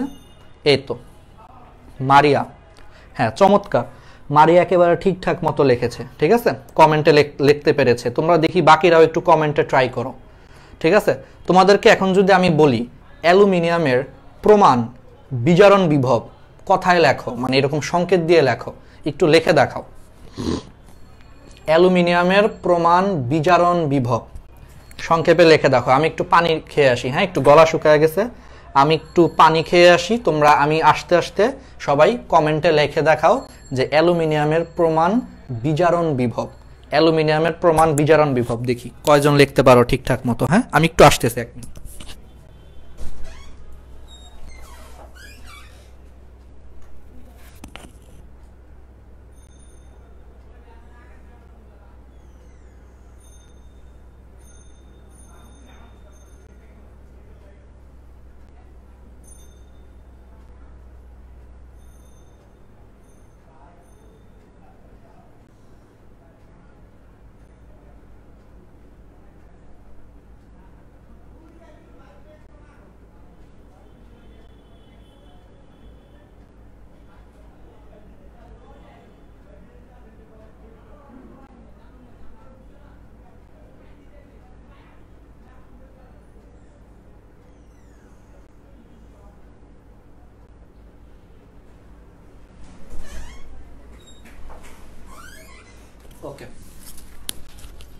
তোমাদেরকে আমি দায়িত্ব দিয়েছি যে অ্যালুমিনিয়ামের প্রমাণ বিজারণ বিভব লিখতে। ওকে, হ্যাঁ সবারটা ঠিক আছে। অন্তরা, তাজনিন, রনি ঠিক আছে, তাবাসুম মৃদু ঠিক আছে, আব্দুল্লাহ আল নোমান, শর্মি, হ্যাঁ সবারটা ঠিক আছে। অ্যালুমিনিয়ামের প্রমাণ বিজারণ বিভব, অ্যালুমিনিয়ামের, হ্যাঁ বর্মন, ভৌমিক, সবারটাই ঠিক আছে। সুব্রত, হ্যাঁ ঠিক আছে, সবারটাই ঠিক আছে। ওকে, তো আশা করি তোমরা বুঝতে পারতেছো, ঠিক আছে। ওকে, তাহলে অ্যালুমিনিয়ামের প্রমাণ বিজারণ বিভব কিভাবে লেখে, এখন প্রশ্নে এগুলোর মান দেওয়া থাকবে। এখন আসো তোমাদের অবজেক্টিভ তাহলে কি আসবে? অবজেক্টিভ আসবে, এখন আমি তোমাদেরকে শিখাই। এটা পারার জন্য আমাদেরকে আরেকটু বেসিক জানতে হবে। তাহলে বলো, অ্যানোডে কি হয়? অ্যানোডে জারণ হয়, ক্যাথোডে কি হয়? বিজারণ হয়। তাহলে এখন আসো প্রমাণ কোষ বিভব তাহলে কি? প্রমাণ কোষ বিভব হচ্ছে খুবই ইজি একটা টার্ম, এটাকে ই নট সেল দ্বারা প্রকাশ করা হয়। এখন আসো তোমার টোটাল কোষ বিভব বা প্রমাণ কোষ বিভব। তাহলে প্রমাণ কোষ বিভব বলতে কি বোঝায়, এটা একটু এখন আমাদেরকে জানতে হবে যে ভাইয়া প্রমাণ কোষ বিভব জিনিসটা কি। তাহলে প্রমাণ কোষ বিভব জিনিসটা হচ্ছে এটাকে ই নট সেল দিয়ে প্রকাশ করে। তাহলে বলো, প্রমাণ কোষ বিভবে দুইটা জিনিস আছে, একটা আছে অ্যানোড আর একটা হলো ক্যাথোড। এই জন্য আমরা বলতে পারি যে প্রমাণ কোষ বিভব E naught cell is equal to E naught অ্যানোডের জারণ বিভব, খেয়াল করো, প্লাস ই নট ক্যাথোডের আসলে বিজারণ বিভব।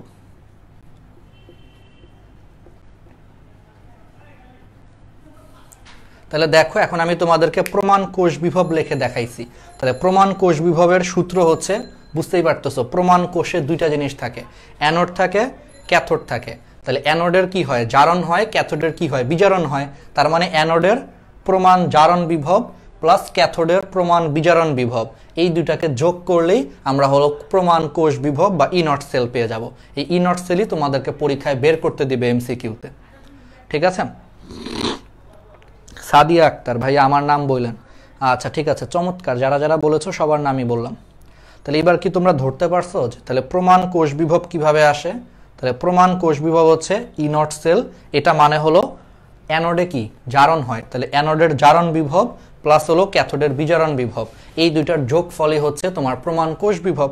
খুবই ইজি জিনিস, কারণ অ্যানোডের জারণ আর ক্যাথোডে বিজারণ হয়। তাহলে অ্যানোডের জারণ বিভব আর ক্যাথোডের বিজারণ বিভব, তাহলে এই দুইটাকে যোগ করলে আমরা কি পাবো? প্রমাণ কোষ বিভব পাবো। আচ্ছা, তাহলে এখন যদি তোমাদেরকে কেউ প্রমাণ কোষ বিভব বের করতে বলে, তোমাদের এখন যেটা অ্যানোড হবে সেটাকে তুমি জারণ বিভব নিবা, আর যেটা ক্যাথোড হবে সেটার বিজারণ বিভব নিবা, নিয়ে দুইটারে কি করবা? যোগ করে দিবা। যোগ করে দিলে যা পাবা সেটাই হলো তোমার প্রমাণ কোষ বিভব, যেমন আমি এখন দেখাই। এবার আসো মেডিকেল ভর্তি পরীক্ষায়, এটা মেডিকেল ভর্তি পরীক্ষার একটা প্রশ্ন বলি, এটা আমাদের 1-2 ব্যাচ পরে আসছিল মনে হয়।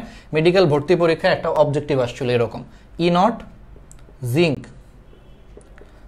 2+, এভাবেই লেখা থাকবে পরীক্ষায়। এটার মান দেওয়া ছিল 0.76 ভোল্ট, আর এখানে দেওয়া ছিল ই নট কপার 2+, এটা দেওয়া ছিল -0.34 ভোল্ট, এটা তোমার দেওয়া ছিল, ঠিক আছে।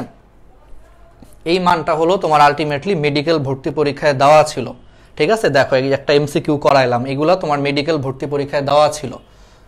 এটা দেওয়া ছিল, বলছে তাহলে এই কোষের, তাহলে বলছে এই কোষের ই নট সেল বের করো, এই কোষের ই নট সেল কত।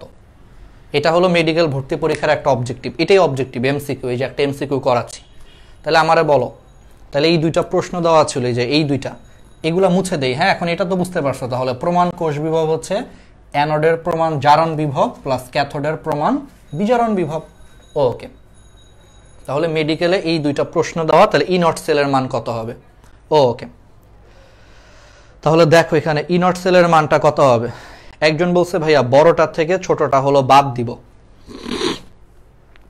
ওকে, চমৎকার অ্যান্সার, বড়টার থেকে ছোটটা বাদ দিবা। এত সহজ না, একটু এখানে একটা ট্রিক্স আছে, এখানে একটু ট্রিক্স আছে। একজন বলতেছে +1.1, একজন বলতেছে 110, এটা মেডিকেলের প্রশ্ন, ঠিক আছে। দেখো এখানে হলো তোমার কি বলে মেডিকেলের প্রশ্ন, এটা হলো তোমার পরীক্ষায় আসছিল। এটা আমাদের ব্যাচে না, আমাদের মনে হয় 2-4 ব্যাচ পরে আসছিল মোস্ট প্রবাবলি, আমার এখন ঠিক মনে নাই এটা কবে আসছিল। অনেকে বলতেছে 0.36, ঠিক আছে। তো 0.36, অনেকে বলতেছে হলো তোমার 110, অনেকে বলতেছো তোমার মানে অনেকে অনেক রকমের কিছু বলতেছো। তাহলে তোমরা একটু খেয়াল করো এটার অ্যান্সারটা কত আসে। এবার একটু বুঝাই তোমাদেরকে। তাহলে তোমরা কিন্তু একটা জিনিস বুঝছো যে যখন আমাদেরকে প্রমাণ কোষ বিভব বা ই নট সেল বের করতে হবে, আমাদেরকে অ্যানোডের সবসময় জারণ বিভব বের করতে হবে আর ক্যাথোডের বিজারণ বিভব বের করতে হবে। তো আগে আমাদের তাহলে এখান থেকে বুঝতে হবে কোনটা অ্যানোড কোনটা ক্যাথোড। তাহলে এবার আসো, আগে আমাদেরকে বুঝতে হবে এই মানগুলা থেকে ভাইয়া কোনটা অ্যানোড হবে কোনটা ক্যাথোড হবে। এখন তোমরা এটা সবাই জানো যে ভাই আমরা তো এটা মুখস্থই জানি, জিঙ্ক অ্যানোড হবে আর কপার ক্যাথোড হবে। কিন্তু সবসময় তোমাদেরকে পরিচিত মৌল নাও দিতে পারে, তোমাদেরকে XY দিয়েও দিতে পারে। সেই ক্ষেত্রে একটা বেসিক আছে, কারণ তোমরা আমার সাথে অবশ্যই একমত হবা যে ভাইয়া ই নট সেল বের করতে আমার অ্যানোডের জারণ বিভব প্লাস ক্যাথোডের বিজারণ বিভব লাগবে। কিন্তু আগে তো আমাকে বুঝতে হবে যে কোনটা অ্যানোড কোনটা ক্যাথোড, রাইট? আমার কথাটা কি বুঝতে পারতেছো যে কোনটা অ্যানোড হবে কোনটা ক্যাথোড হবে? এইটা যদি তুমি না বুঝো, তুমি কার জারণ বিভব নিবা আর তুমি কার বিজারণ বিভব নিবা? বুঝতে পারতেছো? আশা করি ক্লিয়ার যে আমার যেটা অ্যানোড হবে সেটার আমি জারণ নিব, ক্যাথোডটার বিজারণ নিব। কিন্তু বুঝতে হবে যে কোনটা অ্যানোড হবে কোনটা ক্যাথোড হবে। এটা পরিচিত দেখে তুমি বুঝতে পারতেছো যে ভাই এটা অ্যানোড হবে এটা ক্যাথোড হবে। কিন্তু ধরো তুমি চিনো না, তাইলে তুমি মান দেখেও বুঝার উপায় আছে। এটাই বেসিক। সেটা হলো, বলো এটা কি লেখা? জিঙ্ক থেকে জিঙ্ক 2+, তাহলে এটা কি দেওয়া আছে? জারণ বিভব দেওয়া আছে। জারি দেওয়া থাকুক সেটা জারণ বিভব দেওয়া আছে, তাই না? আবার দেখো এখানে কি লেখা আছে, কপার থেকে কপার 2+, তাহলে এটাও কিন্তু দেখো যে জারণ মান বাড়ছে, তার মানে এটাও কিন্তু তোমার কি দেওয়া আছে ভাইয়া? জারণ বিভব দেওয়া আছে। ওকে, এখন দুইটারই জারণ বিভব দেওয়া আছে। দেখো দুইটারই কিন্তু তোমার জারণ বিভব দেওয়া আছে। তাহলে একটার জারণ বিভবের মান হচ্ছে তোমার +0.76 ভোল্টেজ, আর একটার জারণ বিভবের মান কত? -0.34 ভোল্টেজ। ওকে, তাহলে এখন তুমি দুইটারই জারণ বিভবের মধ্যে তুলনা করো। তাহলে নিয়ম হচ্ছে, তুমি যদি অপরিচিত কোনো মৌল দেয় তাহলে নিয়ম হলো তুমি আগে দুইটারই তুমি জারণ বিভবের মান তুলনা করো। বলো জারণ বিভবের মান তুলনা করলে কার জারণ বিভব এখানে বেশি? উপরেরটার বেশি। তাহলে মনে রাখবা, জারণ বিভবের মান যদি তুলনা করো, যার জারণ বিভবের মান বেশি হবে সে সবসময় অ্যানোড হিসেবে কাজ করবে। কেন? কারণ অ্যানোডে অলওয়েজ জারণ হয়, এই জন্য যার জারণ বিভবের মান বেশি সে অলওয়েজ অ্যানোড হবে, আর যার জারণ বিভবের মান কম সে অলওয়েজ ক্যাথোড হিসেবে কাজ করবে। Simple basic. দেখছো? তাহলে দেখো প্রশ্নে কিন্তু চালাকি করে দুইটারই জারণ বিভব দেওয়া আছে। তো আগে আমি দেখলাম যে এটার জারণ বিভবের মানটা বেশি, তাহলে যার বেশি সেটা অবশ্যই অ্যানোড হবে, কারণ অ্যানোডে জারণ হয়। তাহলে এটা লিখে রাখতে পারো যে জারণ বিভব যার বেশি। খুবই ইম্পর্টেন্ট। তাহলে খুবই খুবই খুবই ইম্পর্টেন্ট, এই দুইটা লাইন তুমি লিখে রাখো। এই দুইটা লাইন তোমার জীবন চেঞ্জ করে দিবে। তাহলে যার জারণ বিভব বেশি, যার জারণ বিভব বেশি সেটা অবশ্যই অ্যানোড হবে, অবশ্যই অ্যানোড হবে, হতে বাধ্য। ও না হইলে মনে করো জোর করে তুলে আনতে হবে। ওই যে ওই ছেলে মেয়ের মতো, দেখো নাই যে ছেলে বিয়েতে রাজি না, মেয়ে হলো জোর করে তুলে নিয়ে আসছে যে তুই রাজি না কেন, তোরে হইতেই হবে, তোরে আমারে বিয়ে করতেই হবে। এখানেও সেম। তাহলে যার জারণ বিভব বেশি ওকে অ্যানোড হইতেই হবে, জোর জবরদস্তি করে হোক করে অ্যানোড বানাইতেই হবে, ও সবসময় অ্যানোড। আর যার তাহলে বিজারণ বিভব বেশি হবে, পরীক্ষায় কিন্তু মাঝে মাঝে চালাকি করতে পারে, পরীক্ষা অনেক সময় বুঝছো সবগুলোর বিজারণ বিভব দিয়ে দেয়। তাহলে যার বিজারণ বিভব বেশি তাহলে সে অবশ্যই কি হিসেবে কাজ করবে? ক্যাথোড, কারণ ক্যাথোডে বিজারণ হয়। বুঝতেই পারতেছো? ক্লিয়ার? বুঝা গেছে?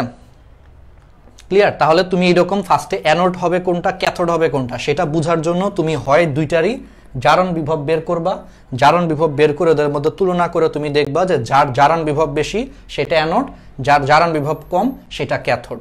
অথবা ধরো কথার কথাই প্রশ্নটা যদি একটু উল্টা পাল্টা ভাবে দিত, ধরো একটু উল্টায় পাল্টায় দিল, ধরো এটা দেওয়া আছে জিঙ্ক 2+ থেকে জিঙ্ক হয়েছে আর মান দেওয়া আছে মাইনাস এত।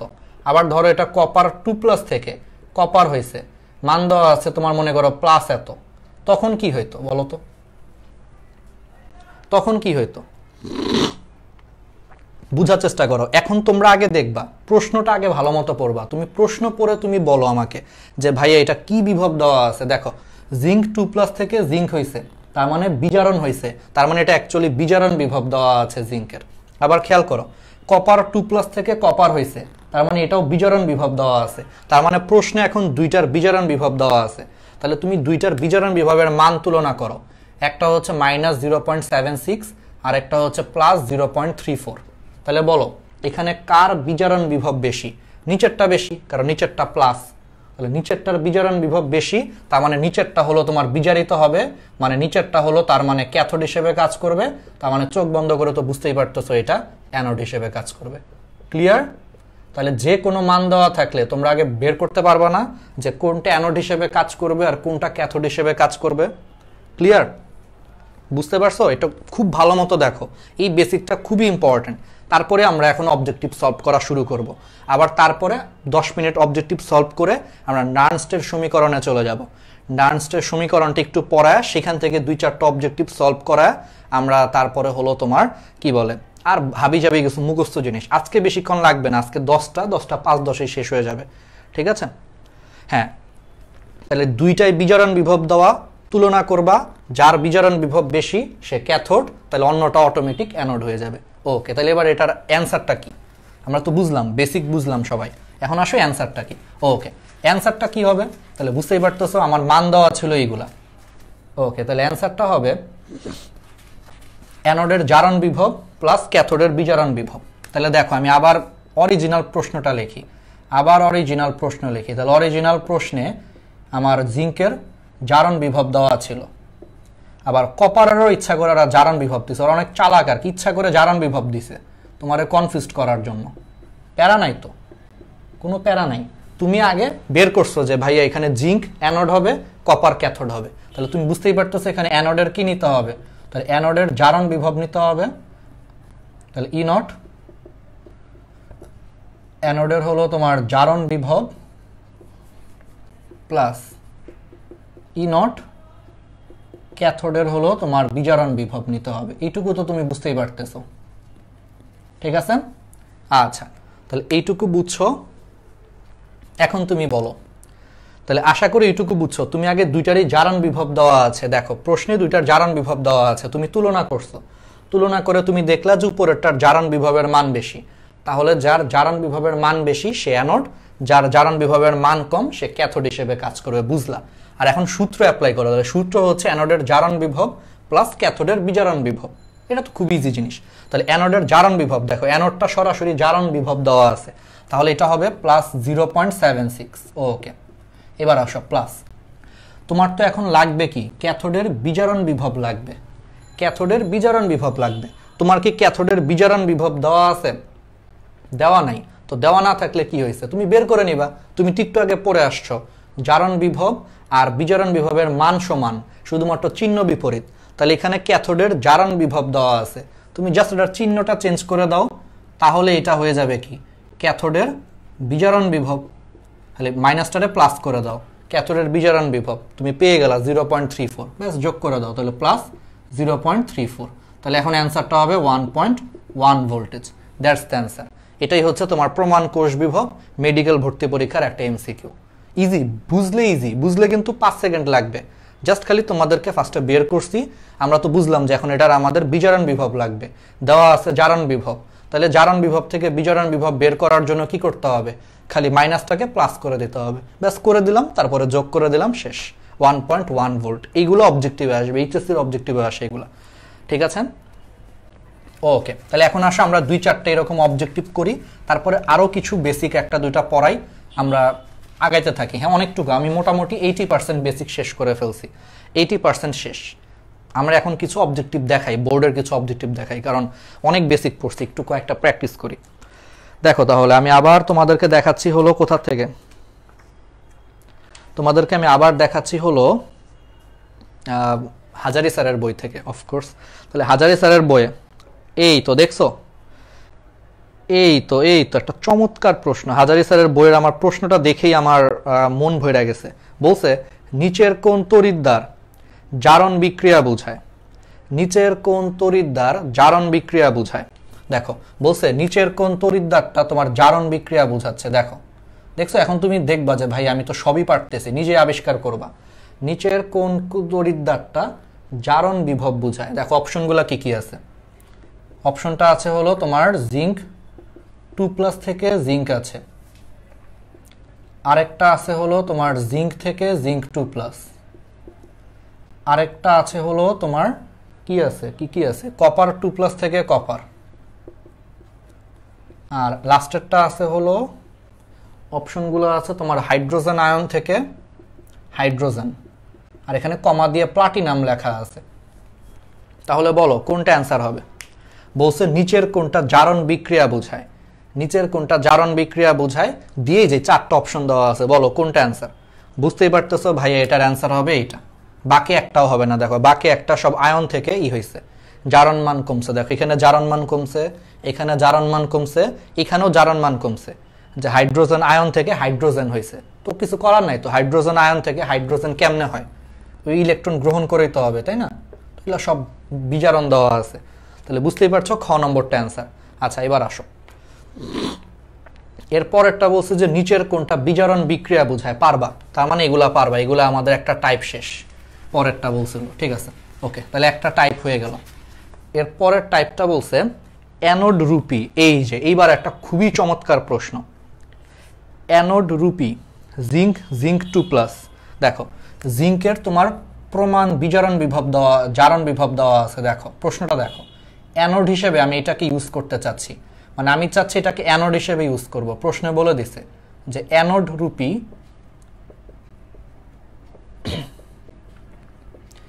অ্যানোড রূপী এটা যার মান তোমার দেওয়া আছে 0.76 ভোল্টেজ।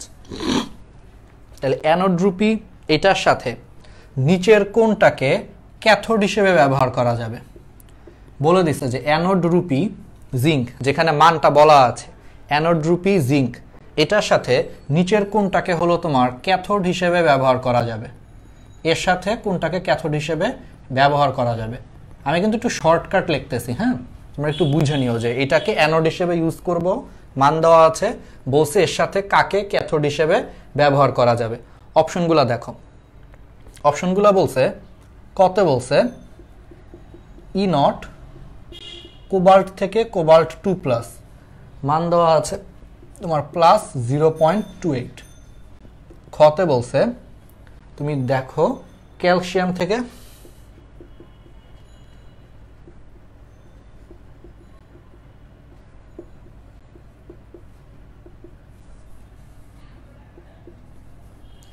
গতে বলছে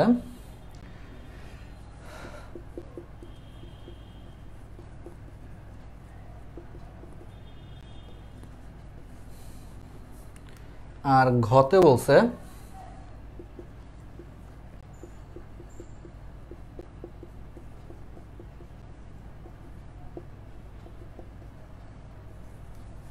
ওকে। তাহলে আমাকে বলো এটা কি অ্যান্সার হবে? তাহলে এটার সাথে ক্যাথোড হিসেবে কোনটা ইউজ করা যায়? দেখো এগুলো হলো অপশন, তোমার 4টা অপশন বলছে যে অ্যানোড হিসেবে তুমি এটাকে ইউজ করবা। বুঝো, অ্যানোড হিসেবে তুমি এটাকে ইউজ করবা, মান দেওয়া আছে, বলছে যে এর সাথে কাকে ক্যাথোড হিসেবে তুমি ব্যবহার করতে পারবা, এর সাথে তুমি কাকে ক্যাথোড হিসেবে ব্যবহার করতে পারবা। দেখো 4টা অপশন ক খ গ ঘ, দেখো প্রত্যেকটার আমি মান লিখে দিছি। ওকে, এটা আমার বইয়ের 22 নম্বর প্রশ্ন।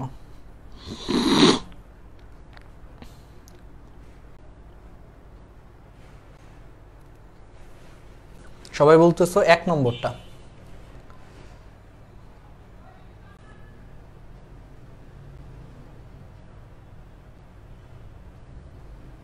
আচ্ছা সরি, এখানে আমি একটু ভুল তুলছি, সরি একটু ভুল তুলছি, দাঁড়াও একটু ভুল তুলেছি, সরি। এটা অ্যালুমিনিয়াম 3+ থেকে অ্যালুমিনিয়াম। হ্যাঁ আচ্ছা,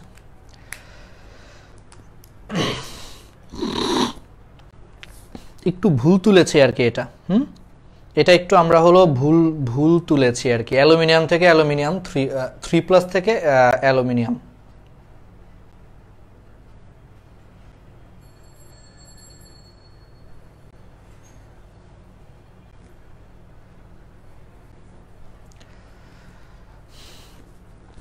সবাই তোমরা ডি নম্বরটা, যারা যারা ডি বলতেছো ওদেরটা আসলে ঠিক আছে, যারা যারা ডি বলতেছো ওদেরটা ঠিক আছে, বাট আমি আসলে প্রশ্নটা একটু ভুল তুলছিলাম আর কি, ঠিক আছে? আচ্ছা প্রবলেম নাই। এখন বলো, আমি মুছে দেওয়ার পরে আবার ঠিক করে বললো। আমি একটু দুঃখিত, এখানে খেয়াল করে নেই ওদের প্রশ্নটা একটু।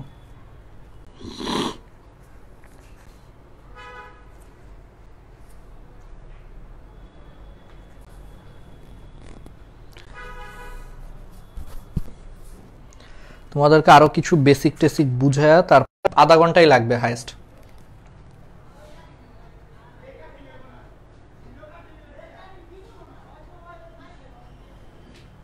হ্যাঁ, এ হবে, বুঝতে পারছো? তাহলে এটার অ্যান্সারটা হবে এ। আমি নিজেই বলে দিই, এটার অ্যান্সারটা এ হবে। কেন এ হবে বুঝাইছি। ওকে আমরা ইউজ করব অ্যানোড হিসেবে, তাহলে ওর সাথে যাকে আমরা ক্যাথোড হিসেবে ইউজ করব তার জারণ বিভবের মান ওর থেকে কম হইতে হবে। কারণ একটু আগে বলছি যে যাকে আমরা অ্যানোড হিসেবে ইউজ করব তার জারণ বিভবের মানটা বেশি হইতে হবে। তাহলে এখানে ওর জারণ বিভব দেওয়া আছে, তাহলে ওর জারণ বিভবের মানের থেকে যার জারণ বিভবের মানটা কম হবে তাকে কিন্তু আমরা অ্যানোড হিসেবে ইউজ করতে পারবো। তাহলে দেখো, ওর থেকে এটাও কিন্তু জারণ বিভব, কোবাল্ট থেকে কোবাল্ট 2+ হয়েছে। তাহলে দেখো ওর জারণ বিভবের মানটা ওর থেকে কিন্তু কম, তাহলে এটাকে আমরা ক্যাথোড হিসেবে ইউজ করতে পারবো। বাকি একটাকেও পারবো না। খ গ তো পারবোই না। অনেকে ঘ লিখতেছো, ঘ নম্বরটা আমি পরে চেঞ্জ করে দিয়েছি। দেখো ঘ নম্বরটা এখন কি লেখা আছে, অ্যালুমিনিয়াম 3+ থেকে অ্যালুমিনিয়াম হয়েছে। তোমরা আমারে বলো, একটু বুঝো, অ্যালুমিনিয়াম 3+ থেকে অ্যালুমিনিয়াম হওয়া মানে এটা বিজারণ হয়েছে। এটা কি হয়েছে? এটা অ্যাকচুয়ালি বিজারণ হয়েছে, তাই না? কারণ দেখো অ্যালুমিনিয়াম 3+ থেকে অ্যালুমিনিয়াম, ভাই এটা বিজারণ হয়েছে, তার মানে এটা অ্যাকচুয়ালি বিজারণ বিভব দেওয়া। তাহলে অ্যালুমিনিয়ামের যদি বিজারণ বিভব -1.66 হয়, তোমার তো কম্পেয়ার করার জন্য জারণ বিভব লাগবে। তাহলে অ্যালুমিনিয়ামের জারণ বিভব কত হবে? +1.66। তাহলে দেখো অ্যালুমিনিয়ামের জারণ বিভব +1.66, এটা কিন্তু এর থেকে বেশি, এটা থেকে কিন্তু বেশি, দেখছো? এই কারণে এটা অ্যালুমিনিয়াম হবে না। তাহলে এটা ক নম্বরটাই হবে। ঠিক আছে, বুঝতে পারতেছো? আশা করি তোমরা ক্লিয়ার।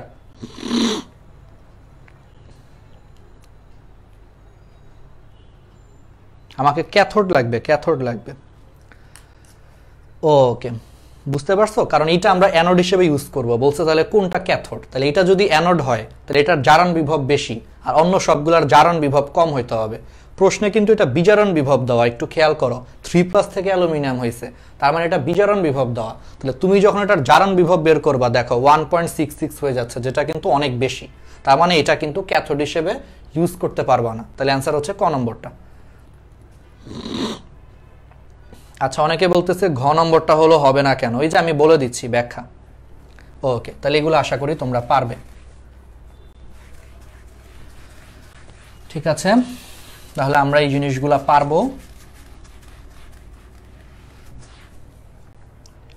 ক্লিয়ার?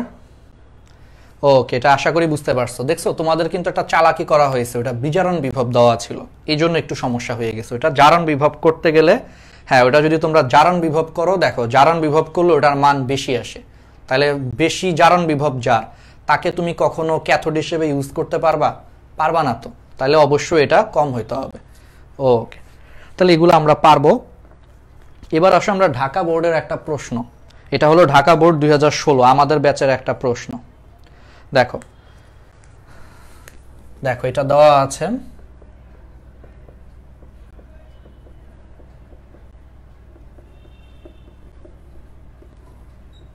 এটা ঢাকা বোর্ড 2016 আর হলো তোমার মাদ্রাসা বোর্ড। এটা মনে হয় মাদ্রাসা, মাগুরাতে কোনো বোর্ড নাই।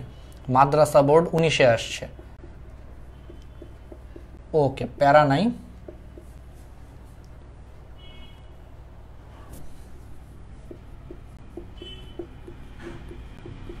এটা দেওয়া আছে প্রশ্নে দেওয়া আছে, বলছে কোষ বিভব বের করো। প্রশ্নে বলছে কোষ বিভব বের করো। প্রশ্নে তোমাকে হলো এখন কোষ বিভব বের করতে বলছে। আর তোমরা কিন্তু অলরেডি জানো যে আমাদের হলো 40 দিনে হলো A+ পাওয়ার জন্য একটা কোর্স চলতেছে। যারা যারা হলো আগ্রহী তারা হলো আমাদের কোর্সে অ্যাড হতে পারো। কোর্সের লিঙ্কটা হলো উপরে দেওয়া আছে, মানে আমার মাথার উপরে আর কি, মানে ডেসক্রিপশনে দেওয়া আছে। অলরেডি তোমার 45 জনের মতো ভর্তি হয়ে গেছে, মানে 45+ হয়ে গেছে। যারা যারা আগ্রহী ভর্তি হতে পারো। আমাদের কোর্সের ক্লাসগুলোও ঠিক এভাবেই হবে, কিন্তু কোর্সে এক্সট্রা যে জিনিসটা হবে সেটা হলো যে কোর্সে আমি পার্সোনালি তোমাদের সবাইকে হলো সময় দিব। যেটা হয়তো আমাদের ফ্রি ক্লাসে আমরা ক্লাস নিচ্ছি, তো কোর্সের পাশাপাশি হলো তোমাদেরকে আমি মেন্টালি সাপোর্ট দিব। পড়াশোনা নিয়ে হতাশা থাকলে সেই হতাশাটা দূর করার জন্য কাজ করব। তুমি কোন চ্যাপ্টারগুলো পড়বে এটা পার্সোনাল, তুমি একটা গাইডলাইন পাবা, রুটিন নিয়ে একটা গাইডলাইন পাবা পার্সোনালি, ঠিক আছে? তোমার কোনো প্রবলেম থাকলে তুমি পার্সোনালি আমার কাছে শেয়ার করতে পারবা। আমাদের কোর্সে একটা মেসেঞ্জার গ্রুপ থাকবে আলাদা, সেটার মাধ্যমে তুমি শেয়ার করতে পারবা। তোমার মানে সর্বোপরি হলো তোমার যত ধরনের সাপোর্ট লাগে একজন টিচারের কাছ থেকে বা একজন বড় ভাই হিসেবে যত ধরনের তোমাকে সাপোর্ট দেওয়া যায় সেগুলো আমি কোর্সে চেষ্টা করবো আর কি দেওয়ার জন্য। এগুলো পাবে, আর সাথে তো পড়াশোনা আছে একেবারে ফুল, তোমাকে A to Z সুন্দর করে তোমার A+ পাওয়ার জন্য পড়াবো। একেবারে সিম্পল কথা বলতেছি, খুব বড় বড় কথা বলবো না যে আমার কাছে কোর্স করলে তুমি অ্যাডমিশনও ফাস্ট হবা, না, A+ পাওয়ার জন্য, জাস্ট A+ পাওয়ার জন্য। পরেরটা পরে দেখা যাবে, অ্যাডমিশনের যদি কোনো কিছু আনি বা কিছু করি ওটা পরে দেখা যাবে, কিন্তু এখন হচ্ছে শুধু A+ পাওয়ার জন্য, ঠিক আছে? এটা মাথায় রাখা কিন্তু পড়তে হবে। ওকে, তাহলে হ্যাঁ, এটার কোর্স বিভাগের মান কত হবে? তাহলে লিঙ্ক দেওয়া আছে উপরে এমনি লিঙ্ক দেওয়া আছে ডেসক্রিপশনে, চেক করতে পারো, ভর্তি হয়ে যেতে পারো, অথবা আমাদের পেজেও মেসেজ দিতে পারো যদি ভর্তি হওয়ার জন্য। যেভাবেই হও, আর ফ্রেন্ডদেরকে শেয়ার করো। আর কেউ যদি চাও আমাদের সাথে অ্যাডভার্টাইজিংয়ের কাজ করতে চাও, আমাদের পেজে আমাকে পার্সোনালি মেসেজ দিও। অ্যাডভার্টাইজিংয়ের কাজ করতে চাইলে আমাকে পার্সোনালি আমার মেসেঞ্জারে নক দিও, এই 3টা কথা লিখবা যে ভাইয়া অ্যাডভার্টাইজিং করতে চাই, ঠিক আছে? এই 3টা কথা লিখবা, অন্য কিছু না, সালাম দেওয়া লাগবে না, কিচ্ছু দেওয়া লাগবে না, কারণ অনেক মানুষ মেসেজ দেয়, ঠিক আছে? তো আসলে অনেক মানুষ মেসেজে সালাম টালাম দিলে আসলে আমি বুঝতে পারি না যে কে কিসের জন্য আমাকে মেসেজ দিছে। একবারে ডাইরেক্ট খালি এই একটা লাইন লিখবা, যারা অ্যাডভার্টাইজিং করতে চাও আমাকে পার্সোনালি মেসেজ দিবা, এটা আমাকে পার্সোনালি মেসেজ দিবা মেসেঞ্জারে, এটা পেজে মেসেজ দিলে হবে না, ঠিক আছে? আমাকে পার্সোনালি মেসেঞ্জারে মেসেজ দিবে, এই 3টা কথা লিখবা যে ভাই অ্যাডভার্টাইজিং করতে হবে না, সরি করতে চাই, ঠিক আছে? সুবিধাটা কি? সুবিধাটা হচ্ছে অ্যাডভার্টাইজিং যদি একটু করো, হয়তো তোমার জন্য আমি একটু ছাড় দিব, একটু ছাড়ের ব্যবস্থা থাকবে, এক্সট্রা একটু ছাড় থাকবে আর কি, এটাই হলো সুবিধা। যদি কেউ আগ্রহী থাকো আমাদের সাথে কোর্স করবা, মানে কোর্সে ভর্তি হবা, এইরকম যদি নিয়ত তারও থাকে, তাদের মধ্য থেকে অ্যাডভার্টাইজিং করতে চাইলে করতে পারো আর কি, হালকা ছাড় পাবে আর কি, ঠিক আছে? ওকে, তাহলে এটার অ্যান্সার কত হবে? আচ্ছা, আমরা একটু দেখি এটার অ্যান্সার কত হবে। ফার্স্টে তোমাকে বের করতে হবে কোনটা অ্যানোড কোনটা ক্যাথোড, তাই না? তাহলে দেখো, এটা জারণ বিভব দেওয়া আছে, এটা কি দেওয়া আছে? এটাও জারণ বিভব দেওয়া আছে। তাহলে দেখো দুইটারই জারণ বিভব দেওয়া আছে, কোনটা বেশি? অবশ্যই এটা বেশি, তাহলে এটা অ্যানোড, এটা ক্যাথোড, ব্যাস। তাহলে এবার ই নট সেল কি হবে? E naught cell is equal to হবে, তাহলে এটা অ্যানোড, তাহলে অ্যানোডের জারণ বিভব যেটা সরাসরি দেওয়া আছে, প্লাস এটা ক্যাথোড, ক্যাথোডের বিজারণ বিভব। তো তুমি দেখেই বুঝতে পারতেছো ভাইয়া এটা ক্যাথোডের জারণ বিভব দেওয়া আছে, তাহলে আগে এটার বিজারণ বিভব বের করতে হবে। তো বুঝতেই পারতেছো এটার বিজারণ বিভব মানে হলো প্লাস, তাহলে প্লাস 0.799, ব্যাস যোগ করো, যা আসবে তাই হলো অ্যান্সার, ঠিক আছে? বুঝতেই পারতেছো এটার জারণ দেওয়া আছে, তোমার লাগবে বিজারণ বিভব, তো বিজারণ বিভব বের করো, তাহলে মাইনাসটা প্লাস হয়ে যাবে, যোগ করে দাও, শেষ, যোগ করে দাও, যা হবে সেটাই হলো এটার ই নট সেলের মান। এটা আমাদের সময় আমাদের প্রশ্ন, আমি ঢাকা বোর্ড 2016 বলছিলাম গতকালও, আমাদের বছর এটা আসছে, এটা আবার মাদ্রাসা বোর্ডও আসছে, 19 সালে মাদ্রাসা বোর্ডও আসছে অবজেক্টিভ, ঠিক আছে? ওকে, তাহলে আশা করি এগুলো হলো পারবো। আর আগামীকাল কিন্তু আমাদের ক্লাসটা অফ থাকবে, আগামীকাল হলো আমাদের ক্লাসটা হলো অফ থাকবে, ঠিক আছে? বুঝতে পারছো? কারণ আগামীকাল ক্লাসটা অফ থাকবে হলো এটা একটা ভিন্ন কারণে, আগামীকাল হলো কি আছে, খেলা আছে, বুঝছো? আগামীকাল অনেকগুলো ইম্পর্টেন্ট খেলা আছে, মানে খুবই গুরুত্বপূর্ণ, মানে সারা বছর ধরে ধরো আমরা যেই খেলাগুলো দেখতে চাই সেইগুলার খেলা আছে। আগামীকাল তোমার বাংলাদেশের খেলা আছে 4টা থেকে 8টা পর্যন্ত, তারপর হলো তোমার 8টা থেকে ইন্ডিয়া পাকিস্তানের ক্রিকেট ম্যাচ আছে, 8টার সময় তোমার রিয়াল মাদ্রিদ আর বার্সেলোনার ফুটবল ম্যাচ আছে, 9:30 ইপিএল এর কিছু ম্যাচ আছে, মানে সব এক্সাইটিং ম্যাচগুলো আগামীকাল হবে। এই জন্য আগামীকাল রাত্রে আমরা কোনো এক্সট্রা ক্লাস কিছু হবে না, আগামীকাল আমাদের ক্লাস অফ থাকবে। বাট একটা সুখবর আছে, তোমরা অনেকেই জানো যে আমি হলো কি বলে রিয়াল মাদ্রিদের হলো ডাইহার্ট ফ্যান, যদিও বার্সেলোনা সাপোর্টাররা অনেকে মাইন্ড করতে পারো। যদি আগামীকাল যদি রিয়াল মাদ্রিদ জিততে পারে তাহলে আমাদের কোর্সে একটা ছাড় দিব, সত্যি কথা, এটা সবার জন্য দিব, আমি আসলেই বলতেছি। কালকে যদি রিয়াল মাদ্রিদ জিতে কোর্সে হলো ছাড় দিব, আর যদি কালকে রিয়াল মাদ্রিদ হেরে যায় তাহলে বার্সেলোনা সাপোর্টার যারা আছো ওরা আমাদের যদি কেউ কোর্সে ভর্তি হতে চাও এক্সট্রা আরো 500 টাকা দিবা, ঠিক আছে? আচ্ছা, এটা ফান করে বলছি। যাই হোক, রিয়াল জিতলে ছাড় পাবা, আর রিয়াল হারলে উল্টারও বার্সেলোনা সাপোর্টাররা 500 টাকা বেশি দিয়ে ঢুকতে হবে। আচ্ছা, পরের অংশটা মজা করে বলছি আর কি, কারোর বেশি টাকা দেওয়া লাগবে না, কিন্তু রিয়াল জিতলে আমি তোমাদেরকে ছাড় দিব, কথা দিলাম। কালকে এই জন্য 8টায় খেলা আছে, তো এটা অবশ্যই এটা মিস দেওয়া যাবে না, এটা তুমি বুঝতেই পারতেছো। তো এই জন্য আগামীকাল রাত্রে কোনো ক্লাস থাকবে না। ওকে, হ্যাঁ এই চ্যাপ্টারের আমরা সিকিউ ক্লাস নিব, কিন্তু সেটা আগামীকাল না, হয়তো এটা পরশু নিব, মানে আগামীকাল থাকবে না অ্যাটলিস্ট। বুঝতে পারছো? আমি আশা করি তোমাদেরকে বুঝাইতে পারছি। আচ্ছা, তো এখন আসো তাহলে আমরা আরেকটু বেসিক পড়ি, আরেকটু জানতে হবে, বুঝছো? আমাদের আরেকটু বেসিক পড়তে হবে, আরও এক্সট্রা কিছু জিনিস জানতে হবে। সেটা হলো তোমার প্রথমেই এগুলো তো আমরা পড়লাম। এখন এই যে অর্ধকোষগুলো, এগুলোর কিছু প্রকারভেদ আছে। আচ্ছা, এখন আসো একটা পূর্ণ কোষকে কিভাবে লিখতে হয়, একটু আর 5টা মিনিট আমাদের কিছু বেসিক পড়ানো শেষ, ইম্পর্টেন্ট বেসিক শেষ, এখন ছোট ছোট কিছু বেসিক বাকি। এখন আসো একটা কোষকে কিভাবে লিখতে হয়। শিওর থাকো, রিয়াল জিতলে আমি এটা শিওর, আমি কি কথা দিছি, এবং আমি অনেক ডাইহার্ড মাদ্রিদ ফ্যান, তো রিয়াল জিতলে অবশ্যই ছাড় পাবা, এটা 100% শিওর থাকো, ঠিক আছে? ওকে, তাহলে এবার আসো হলো কি লিখবো, কোষ বিক্রিয়া, মানে একটা কোষকে কিভাবে লিখতে হয়, শর্টকাট কোষকে লেখা যায়। ধরো তোমার একটা কোষে তুমি জিঙ্ককে তুমি জারণ হিসেবে ইউজ করতেছো, জিঙ্কের জারণ হচ্ছে কোষে, আর কপারের মনে করো তোমার বিজারণ হচ্ছে, যেটা ক্যাথোড হিসেবে ইউজ করতেছো। এখন এই দুইটা মিলে মনে করো একটা কোষ তৈরি করছে, তাহলে সেই কোষটাকেও তোমার সংক্ষেপে লেখার একটা নিয়ম আছে। কি আছে? এখন এই দুইটা মিলে তোমার যে কোষটা উৎপন্ন হয়, সেই কোষটাও তোমার সংক্ষেপে লেখার নিয়ম আছে। সেই সংক্ষেপে লেখার নিয়মটা হচ্ছে, অলওয়েজ মনে রাখবা, এটা একটু শিখো, এটা একটা অবজেক্টিভ, ছোট ছোট অবজেক্টিভ। এখন আমরা তো অর্ধকোষ বিক্রিয়া লেখা শিখতে পারছি, এখন এটাকে আমরা ফুল কোষ বিক্রিয়া লিখতে চাচ্ছি। তাহলে কিভাবে লিখবো? ফুল কোষ বিক্রিয়া লেখার জন্য সব সময় মনে রাখবা, বামে হলো তোমার অ্যানোড লিখবা, বামে সবসময় অ্যানোড দেখাইতে হবে, আর ডানে সবসময় ক্যাথোড দেখাইতে হবে।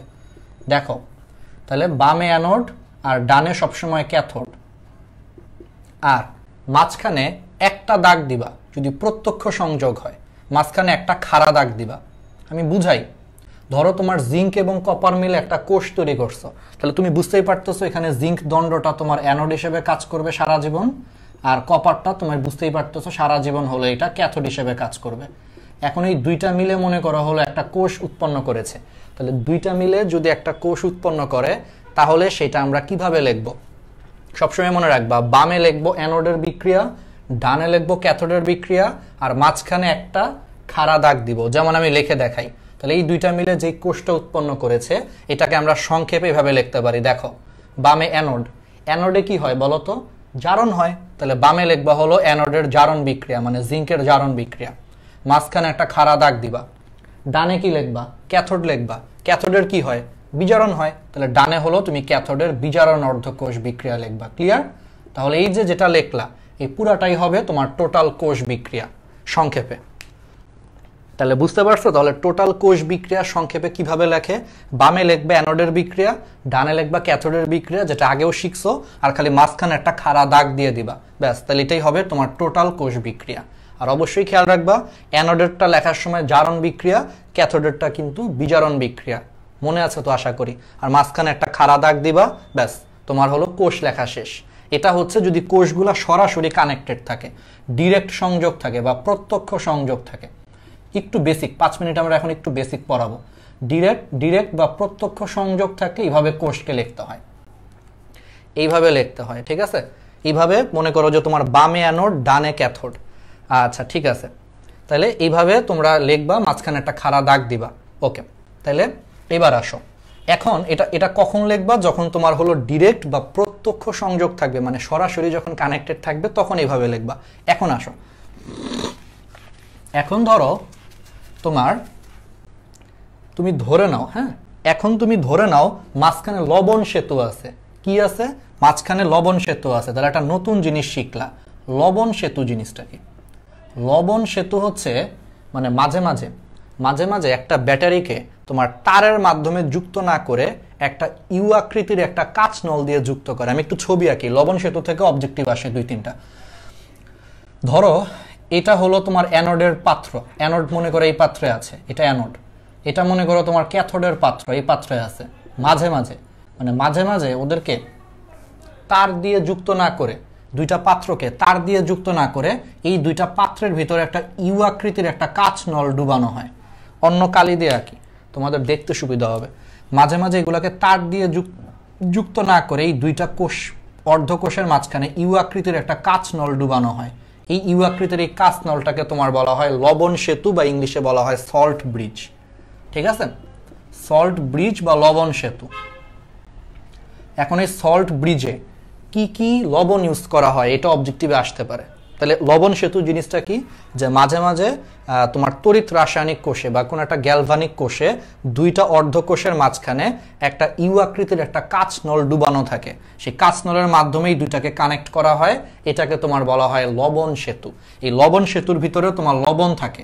এখন পরীক্ষায় আসবে কি কি লবণ থাকে অবজেক্টিভের জন্য, মনে রাখবা পটাশিয়ামের দুইটা লবণ থাকবে, পটাশিয়াম ক্লোরাইড, পটাশিয়াম নাইট্রেট, অ্যামোনিয়ামের লবণ থাকবে দুইটা, অ্যামোনিয়াম ক্লোরাইড, অ্যামোনিয়াম নাইট্রেট। ঠিক আছে, ইজি জিনিস মনে রাখতে হবে। তাহলে লবণ সেতু বা ইউ আকৃতির কাঁচ নলের ভিতরে তোমার 4 প্রকারের লবণ থাকতে পারে। আসে পরীক্ষায় যে লবণ সেতুতে কোন লবণ ইউজ হয়, তাহলে মনে রাখবা পটাশিয়ামের দুইটা লবণ আর অ্যামোনিয়ামের দুইটা লবণ। একটা হচ্ছে পটাশিয়াম ক্লোরাইড অথবা পটাশিয়াম নাইট্রেট, আর একটা হচ্ছে অ্যামোনিয়াম ক্লোরাইড অথবা অ্যামোনিয়াম নাইট্রেট। এগুলো হলো তোমার লবণ সেতুতে থাকে। আর এদের ঘনমাত্রা কত আসতে পারে অবজেক্টিভের জন্য, এদের প্রত্যেকের ঘনমাত্রা হলো 0.1 মোলার, 0.1 মোলার বা 0.1 মোল পার লিটার। ঠিক আছে, বুঝতে পারছো? তাহলে পটাশিয়াম ক্লোরাইড, পটাশিয়াম নাইট্রেট অথবা অ্যামোনিয়াম ক্লোরাইড, অ্যামোনিয়াম নাইট্রেট এগুলো হলো এই লবণ সেতুর ভিতরে থাকতে পারে লবণ হিসেবে। আর এদের যে ঘনমাত্রা, সেই ঘনমাত্রাগুলো হচ্ছে 0.1 মোলার, 0.1 মোলার। ঠিক আছে, এদের ঘনমাত্রা আর কি, এটা অবজেক্টিভের জন্য। এখন তোমার পরীক্ষায় দিতে পারে, এখন তোমার ধরো পরীক্ষায় প্রশ্নে বলল যে দুইটা অর্ধকোষের মাঝখানে ধরো সরাসরি সংযোগ নাই, মানে সরাসরি তার দ্বারা কোনো সংযোগ নাই, বললো যে এদের মাঝখানে লবণ সেতু আছে। লবণ সেতু থাকলে মনে করো লবণ সেতু আছে, আচ্ছা আমি জানি যে এই খেলাধুলা নিয়ে কোনো একটা টপিকস তুললে পোলাপাইন আসলে মাথা বিগড়ে যায়। আচ্ছা কুল, দিন শেষে এটা আসলে কি একটা খেলাই। ঠিক আছে, খেলাধুলা কখনো তোমার লাইফের থেকে বড় না। আমরা মজা করার জন্য ক্লাসের মাঝখানে একটু বলতে পারি, কিন্তু এখন আবার পড়ায় চলে আসছি, এখন একটু পড়ায় ফোকাস করো।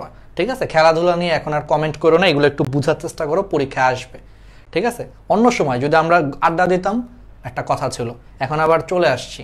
ঠিক আছে, এটাই একটু সমস্যা যে আমরা একটু আবেগপ্রবণ বেশি, মানে একটা জিনিস আইসা পড়লে আমরা আবেগের জন্য অনেক কিছু করে ফেলি।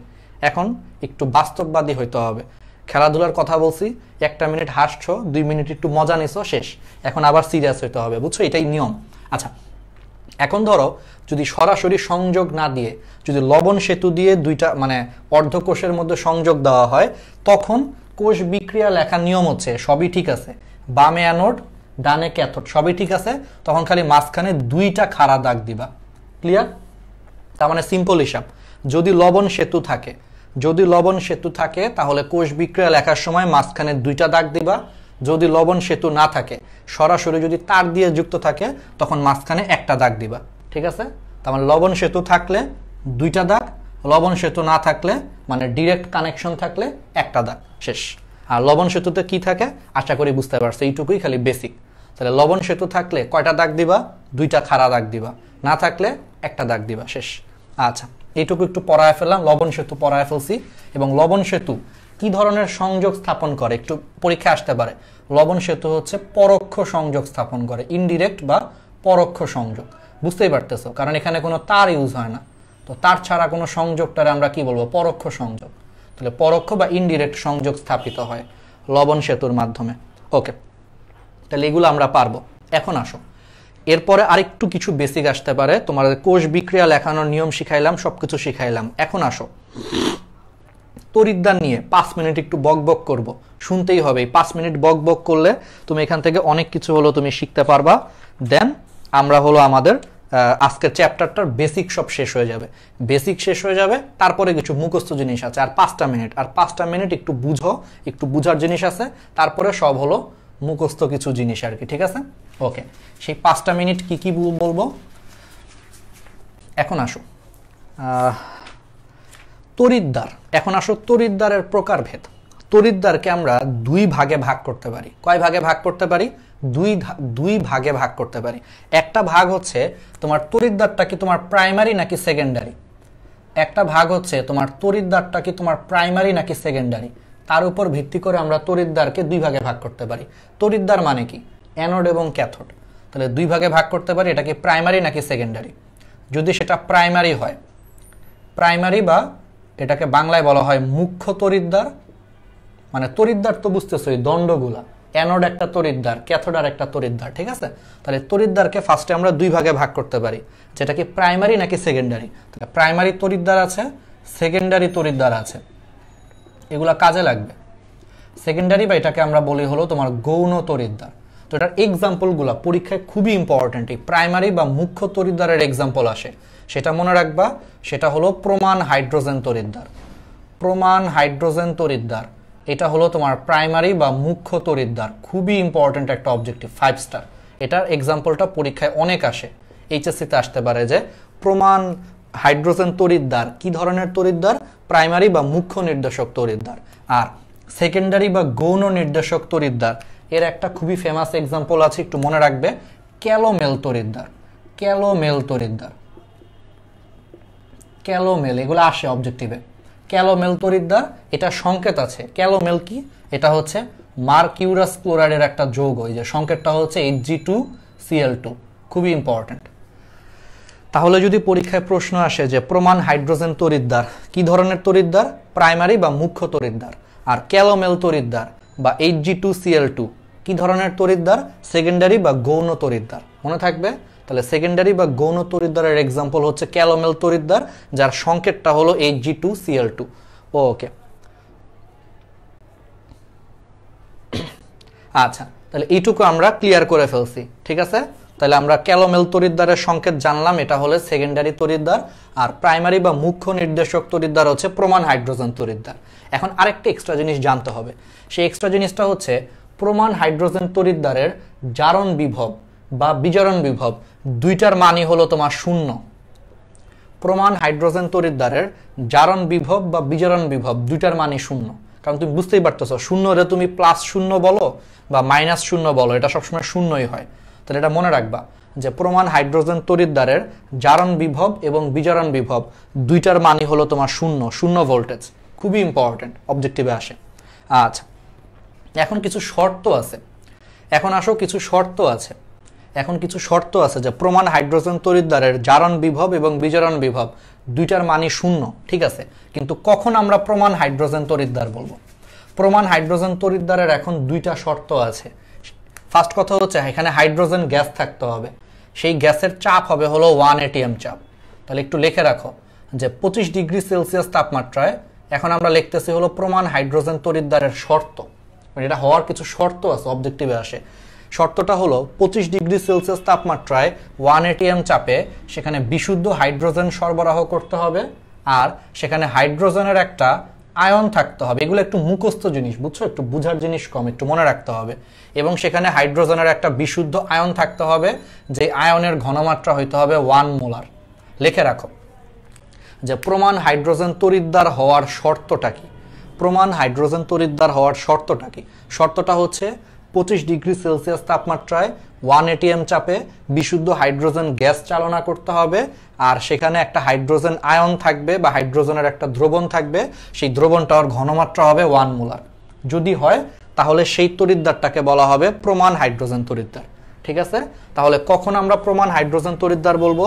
হাইড্রোজেন গ্যাসের তাপমাত্রা হবে 25 ডিগ্রি সেলসিয়াস বা 298 কেলভিন, আর চাপ হবে 1 atm, আর সেখানে হাইড্রোজেনের যদি কোনো দ্রবণ থাকে সেই দ্রবণের ঘনমাত্রা হবে 1 মোলার। 1 মোলার হইতে হবে। তাহলে এই দুইটা শর্ত যদি মেনে চলে তাহলে সেই তড়িৎদ্বারটাকে আমরা বলবো প্রমাণ হাইড্রোজেন তড়িৎদ্বার, যার জারণ এবং বিজারণ বিভবের মান হচ্ছে 0 এবং যেটা একটা প্রাইমারি বা মুখ্য তড়িৎদ্বার হিসেবে কাজ করে, ঠিক আছে। একজন বলছে ভাই এটাকে আয়নিক হবে নাকি সমযোজী হবে? অবশ্যই এটা আয়নিক যৌগ হবে। যেমন হাইড্রোক্লোরিক অ্যাসিড HCl, মনে করো হাইড্রোক্লোরিক অ্যাসিডটা, এর ঘনমাত্রা 1 মোলার, তাইলেও হবে।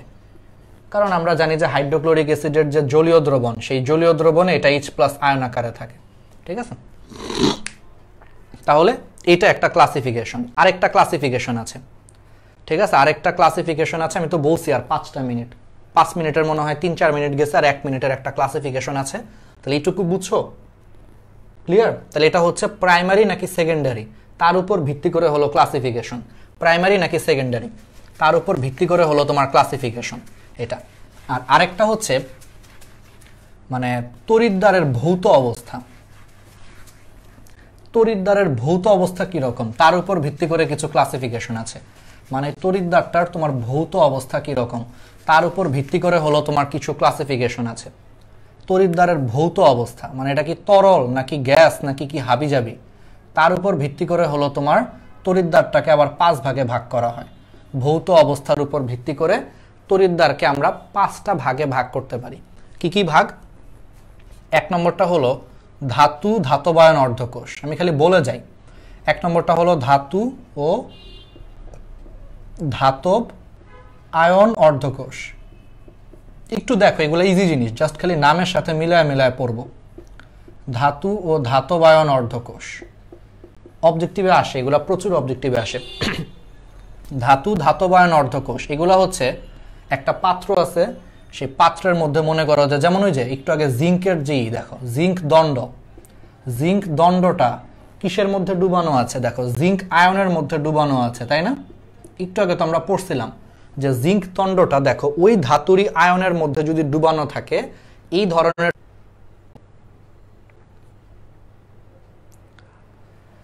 ঠিক আছে? তাহলে এই ধরনের, তাহলে দেখো ধাতু ধাতবায়ন অর্ধকোষ না, সরি এটা তড়িৎদ্বার, ধাতু ধাতবায়ন তড়িৎদ্বার। তাহলে এটা কি?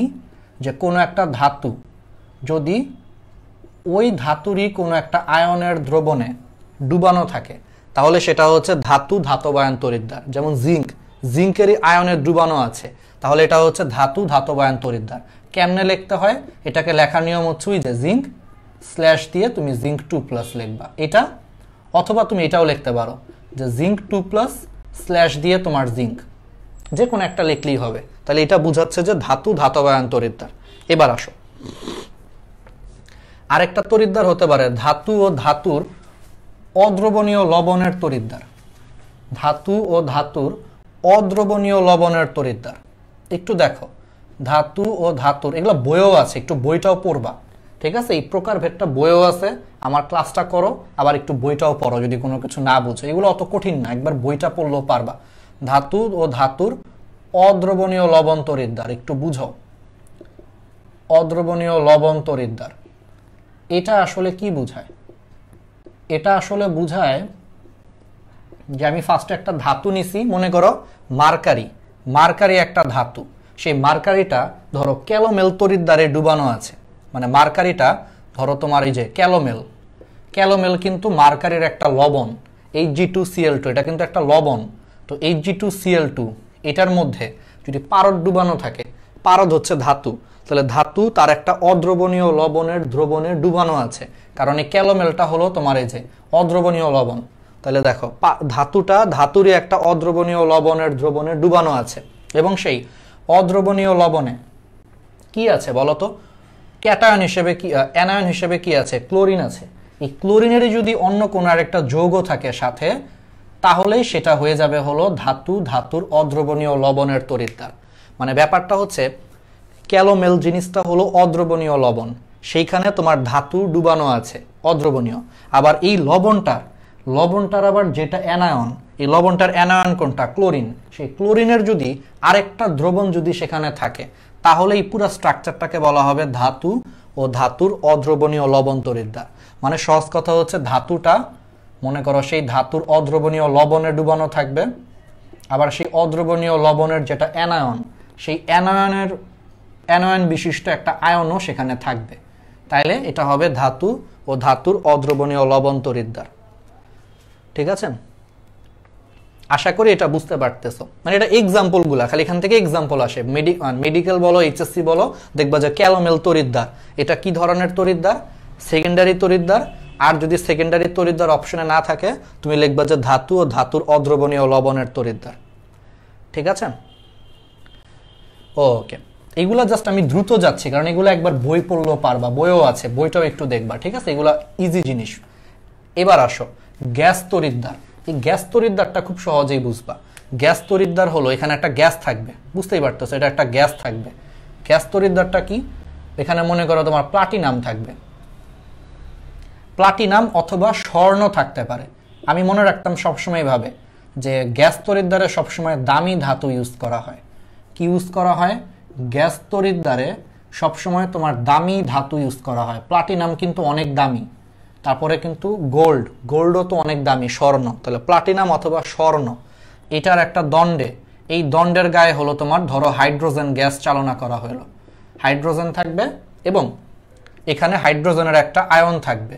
তাহলে এটাই হচ্ছে তোমার গ্যাস তড়িৎদ্বার, কারণ এখানে হাইড্রোজেনটা গ্যাস আকারে আছে।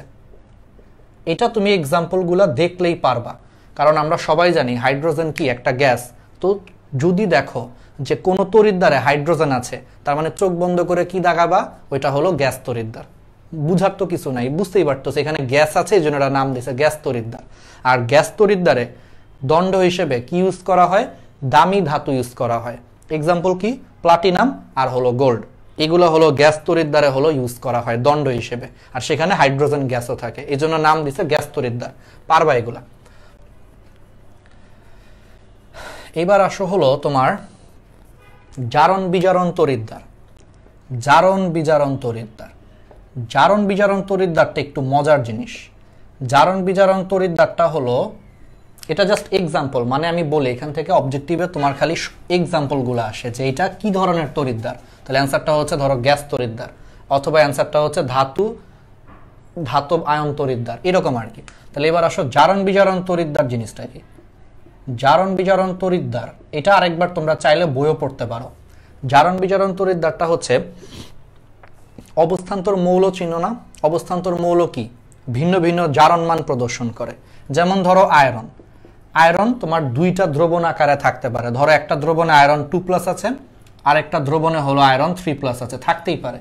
ধরো এটা একটা পাত্র, এই একটা পাত্রের মধ্যে আয়রনের মনে করো তোমার দুইটা দ্রবণ আছে, একটাই মনে করো Fe2+ আকারে আছে, একই পাত্রে মনে করো আরেকটা Fe3+ আকারে আছে। এখন এই পাত্রের ভিতরে মনে করো একটা প্লাটিনাম ডুবানো আছে, তাহলে এই টোটাল তড়িৎদ্বারটাকে তোমার বলা হবে জারণ বিজারণ তড়িৎদ্বার। মানে এখানে যেই দুইটা আয়ন পাবা, সেই দুইটা আয়ন হলো একটা অবস্থান্তর মৌলের আয়ন হবে এবং তারা ভিন্ন ভিন্ন জারণ মান প্রদর্শন করবে, এই জন্য বলা হচ্ছে জারণ বিজারণ তড়িৎদ্বার। যেমন আয়রনের দুইটা ভিন্ন ভিন্ন জারণ মান, সেখানে মনে করে একটা প্লাটিনাম দণ্ড ডুবানো আছে, তাহলে এটারে বলা হবে জারণ বিজারণ তড়িৎদ্বার। ঠিক আছে, ওকে, ক্লিয়ার? তাহলে এইগুলা হলো পারবা, ব্যাস এইগুলাই পড়ো, লাস্টের গুলা লাগবে না, আর লাগবে না।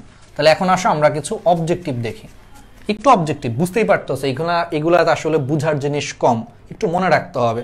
হাইড্রোজেন তড়িৎদ্বার, এটা যে গ্যাস তড়িৎদ্বার, এটা তো তুমি এমনিতেই জানো, হাইড্রোজেন গ্যাস, এজন্য Fe2+, Fe3+ একসাথে থাকলে বুঝতেই পারতেছো এখানে জারণ মানের একটা কাহিনী আছে, তার মানে এটা হলো জারণ বিজারণ তড়িৎদ্বার।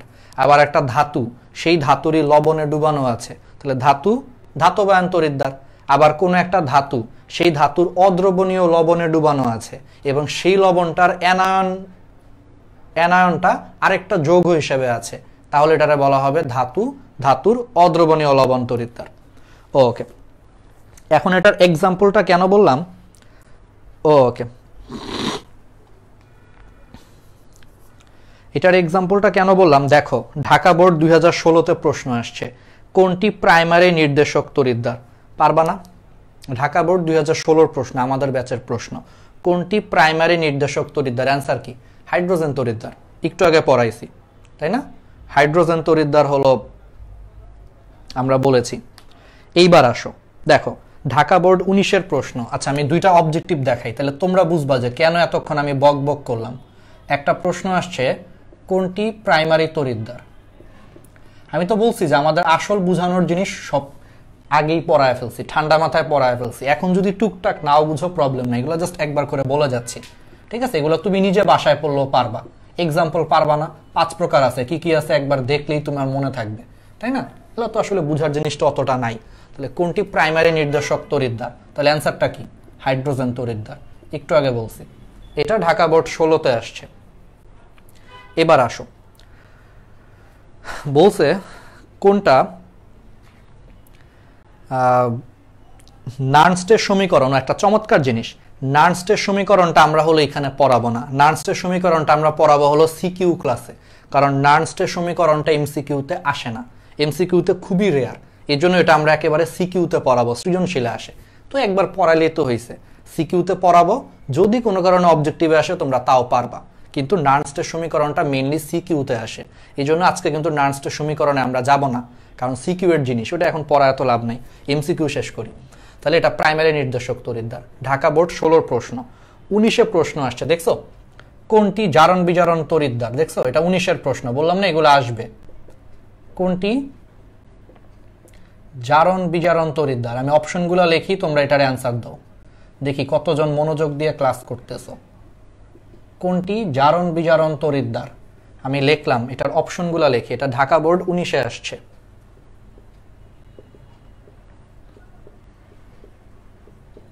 এটা ক নম্বর অপশন, খ নম্বর অপশনটা হচ্ছে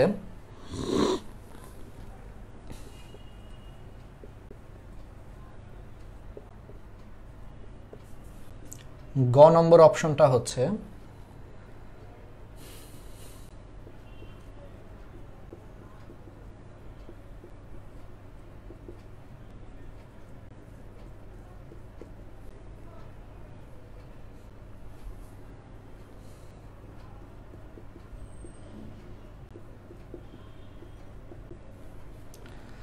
বলো কোনটি তোমার জারণ বিজারণ তড়িৎদ্বার, এই 4টা হলো অপশন, এটা ঢাকা বোর্ড 19-এর প্রশ্ন, দেখি তোমরা পারো কিনা।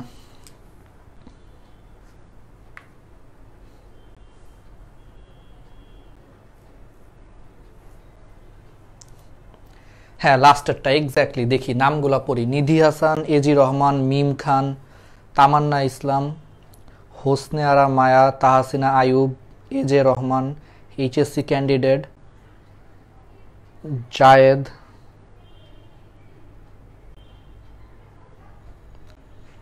তারপরে হলো আচ্ছা ঠিক আছে, কোনো সমস্যা নাই, তাহলে এটার অ্যান্সারটা কি হবে, অবশ্যই লাস্টেরটা, বুঝতে পারতেছো, কারণ এখানে অবস্থান্তর মৌল একটাই আছে এবং সেই অবস্থান্তর মৌলগুলো ভিন্ন ভিন্ন জারণ মান প্রদর্শন করে, 2+ দেওয়া আছে, 3+ দেওয়া আছে, তাহলে ডেফিনেটলি এটাই হবে তোমার কি জারণ বিজারণ তড়িৎদ্বার আর কি, ঠিক আছে। ওকে, তাহলে আমরা এগুলা পারবো। এবার আসো আমি জাস্ট কিছু অবজেক্টিভ সলভ করে দিয়ে যাই, বুঝতেই পারতেছো, তাহলে এগুলো তোমরা সবাই পারবা। বলছে কোনটি প্রাইমারি নির্দেশক তড়িৎদ্বার, রাজশাহী বোর্ড 2016 প্রশ্ন, কোনটি প্রাইমারি নির্দেশক তড়িৎদ্বার, পারবা। একই প্রশ্ন, হাইড্রোজেন তড়িৎদ্বার, প্রমাণ হাইড্রোজেন তড়িৎদ্বার। বলছে প্রমাণ হাইড্রোজেন তড়িৎদ্বারের বিভবের মান কত, বলো তো। দেখো এটা আমি এখন যে প্রশ্নটা বলতেছি এটা সিলেট বোর্ড 2016-তে আসছে, প্রমাণ হাইড্রোজেন তড়িৎদ্বারের বিভবের মান কত। তাহলে কি আমার কথাটা বিশ্বাস হয়েছে যে এতক্ষণ যা বক বক করলাম এগুলাই পরীক্ষায় আসে, সিলেট বোর্ড 2016-র একটা প্রশ্ন, দেখো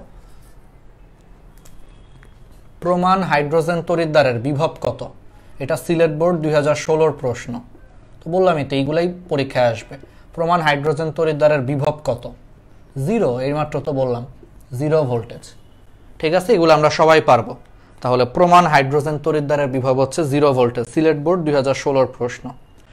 দেখছো কুমিল্লা বোর্ড 2016, দেখো কুমিল্লা বোর্ড 2016-তে বলছে যে গ্যাস ইলেকট্রোডে কোন ধাতু যুগল ব্যবহৃত হয়।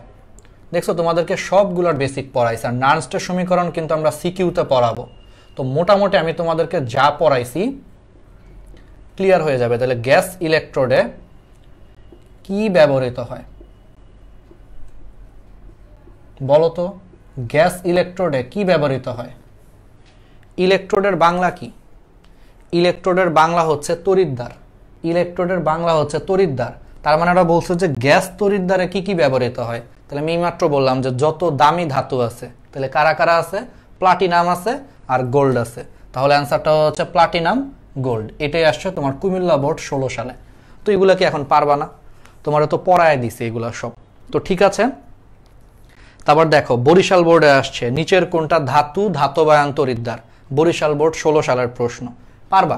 এগুলো এখন একটু সলভ করো আর মাঝখানে একটু বইটা পড়ো। এখন আসো লাস্টের 1-2 মিনিট কিছু কথা বলি, যে তুমি হলো সবার লাস্টে, আমরা তো সবার লাস্টে চলে আসছি, লাস্টে কিছু জিনিস আমি পড়াই নাই, এগুলো আমি একটু বলে যাই। আমি কয়েকটা জিনিস এখন বলি, আমাদের শেষ, আজকের ক্লাসটা শেষ, ইনশাল্লাহ আমরা যা পড়াইছি পারবা। জাস্ট তারপরও বলি দুই একটা জিনিস একটু গ্যাপ থেকে যেতে পারে। নার্নস্টের সমীকরণ, এটা আমরা সিকিউতে পড়াবো, কারণ এটা মেইনলি সিকিউতে আসে। যদি অবজেক্টিভে একটা দুইটা আসে এটা তখন কাভার হয়ে যাবে। নার্নস্টের সমীকরণ এটা সিকিউতে পড়াবো, শেষ, ডান। আর দেখবা লাস্টের দিকে ফুয়েল সেল আসে। এগুলো আসলে কি বুঝছো, বুঝানোর জিনিসটা একটু কম। ফুয়েল সেল, তারপরে হলো তোমার মানে কি বলে লিথিয়াম ব্যাটারি, আর হলো তোমার তিনটা জিনিস বলছিলাম না লাস্ট একবারে মুখস্থ জিনিস বলবো, লিথিয়াম ব্যাটারি আর হলো তোমার লেড ব্যাটারি। এগুলা লাস্টের দিকে, এগুলা একটু নিজেরা পড়তে পারবা না, স্ট্রাকচার আসে খালি, গঠন, এগুলার শুধু স্ট্রাকচার আসে, গঠন আসে, বুঝছো? আমার মনে হয় এগুলা পারবে, এগুলার জাস্ট খালি তোমার স্ট্রাকচার বা গঠনগুলা আসে। মানে আমি বলে দিই কি কি প্রশ্ন আসে, তোমরা অবজেক্টিভ সলভ করলে দেখবা যে ফুয়েল সেলে কোনটা অ্যানোড হিসেবে ইউজ করে, কোনটা ক্যাথোড হিসেবে ইউজ করে, লিথিয়ামে কোনটা অ্যানোড কোনটা ক্যাথোড, লেড ব্যাটারিতে কোনটা অ্যানোড কোনটা ক্যাথোড। জাস্ট খালি 3-4টা প্রশ্ন ঘুরে ফিরে দেখবে এই 3-4টা প্রশ্নই আসে। তুমি যদি সলভ করো, প্রশ্নটা যখন সলভ করবা বা যখন বোর্ডের প্রশ্ন সলভ করবা, দেখবা তোমার ঘুরে ফিরে হলো 2-3টা প্রশ্নই আসবে, ঠিক আছে? দেখবা যে ফুয়েল সেলে অ্যানোড কোনটা ক্যাথোড কোনটা, লিথিয়ামে অ্যানোড কোনটা ক্যাথোড কোনটা, লেড ব্যাটারিতে অ্যানোড কোনটা ক্যাথোড কোনটা। আর কিছু কোষ নিয়ে আসে, ড্রাই সেল হাই সেল, এগুলো পারবা না, আমি জাস্ট বুঝাচ্ছি যে এগুলো একটু বইয়ের পড়া, বুঝছো? 2-3-4 পেজ নিজেরা একটু পড়ে নিবা, এগুলো আসলে বুঝানোর কিছু নাই এখন। ড্রাই সেলের ভিতরে কি থাকে এটা তো মুখস্থ করার জিনিস, এখন আমি এটা কেমনে তোমারে বুঝাবো? আমার কথাটা তো বুঝতেছো, বেসিক তো নাই এখানে আসলে। ড্রাই সেলের তোমার বিভব পার্থক্য কত হয়? ড্রাই সেল মানে হলো পেন্সিল ব্যাটারি, একটু আগে বলছি পেন্সিল ব্যাটারির বিভব পার্থক্য 1.5 ভোল্ট হয়। এটা একবার একটা বোর্ডে আসছিল যে পেন্সিল ব্যাটারির বিভব পার্থক্য কত বা ড্রাই সেলের বিভব পার্থক্য কত, 1.5। তাহলে এগুলো একটু পড়বা। তাহলে কি কি পড়বা লিখে নিতে পারো, fuel cell, lithium, lead battery, dry cell, প্রত্যেকটারই কি পড়বা, প্রত্যেকটারই কোনটা অ্যানোড হিসেবে ব্যবহার করা হয়, কোনটা ক্যাথোড হিসেবে ব্যবহার করা হয়, আর বিভব পার্থক্য কত। এই 3-4টা জিনিস পড়ে খালি একটু প্রশ্নটা সলভ করে ফেলবা, বোর্ডের প্রশ্ন খালি সলভ করবা। আমার মনে হয় যে এখান থেকে যা যা আসার মতো পারা উচিত, এখান থেকে মুখস্থ জিনিস আসে, বুঝছো?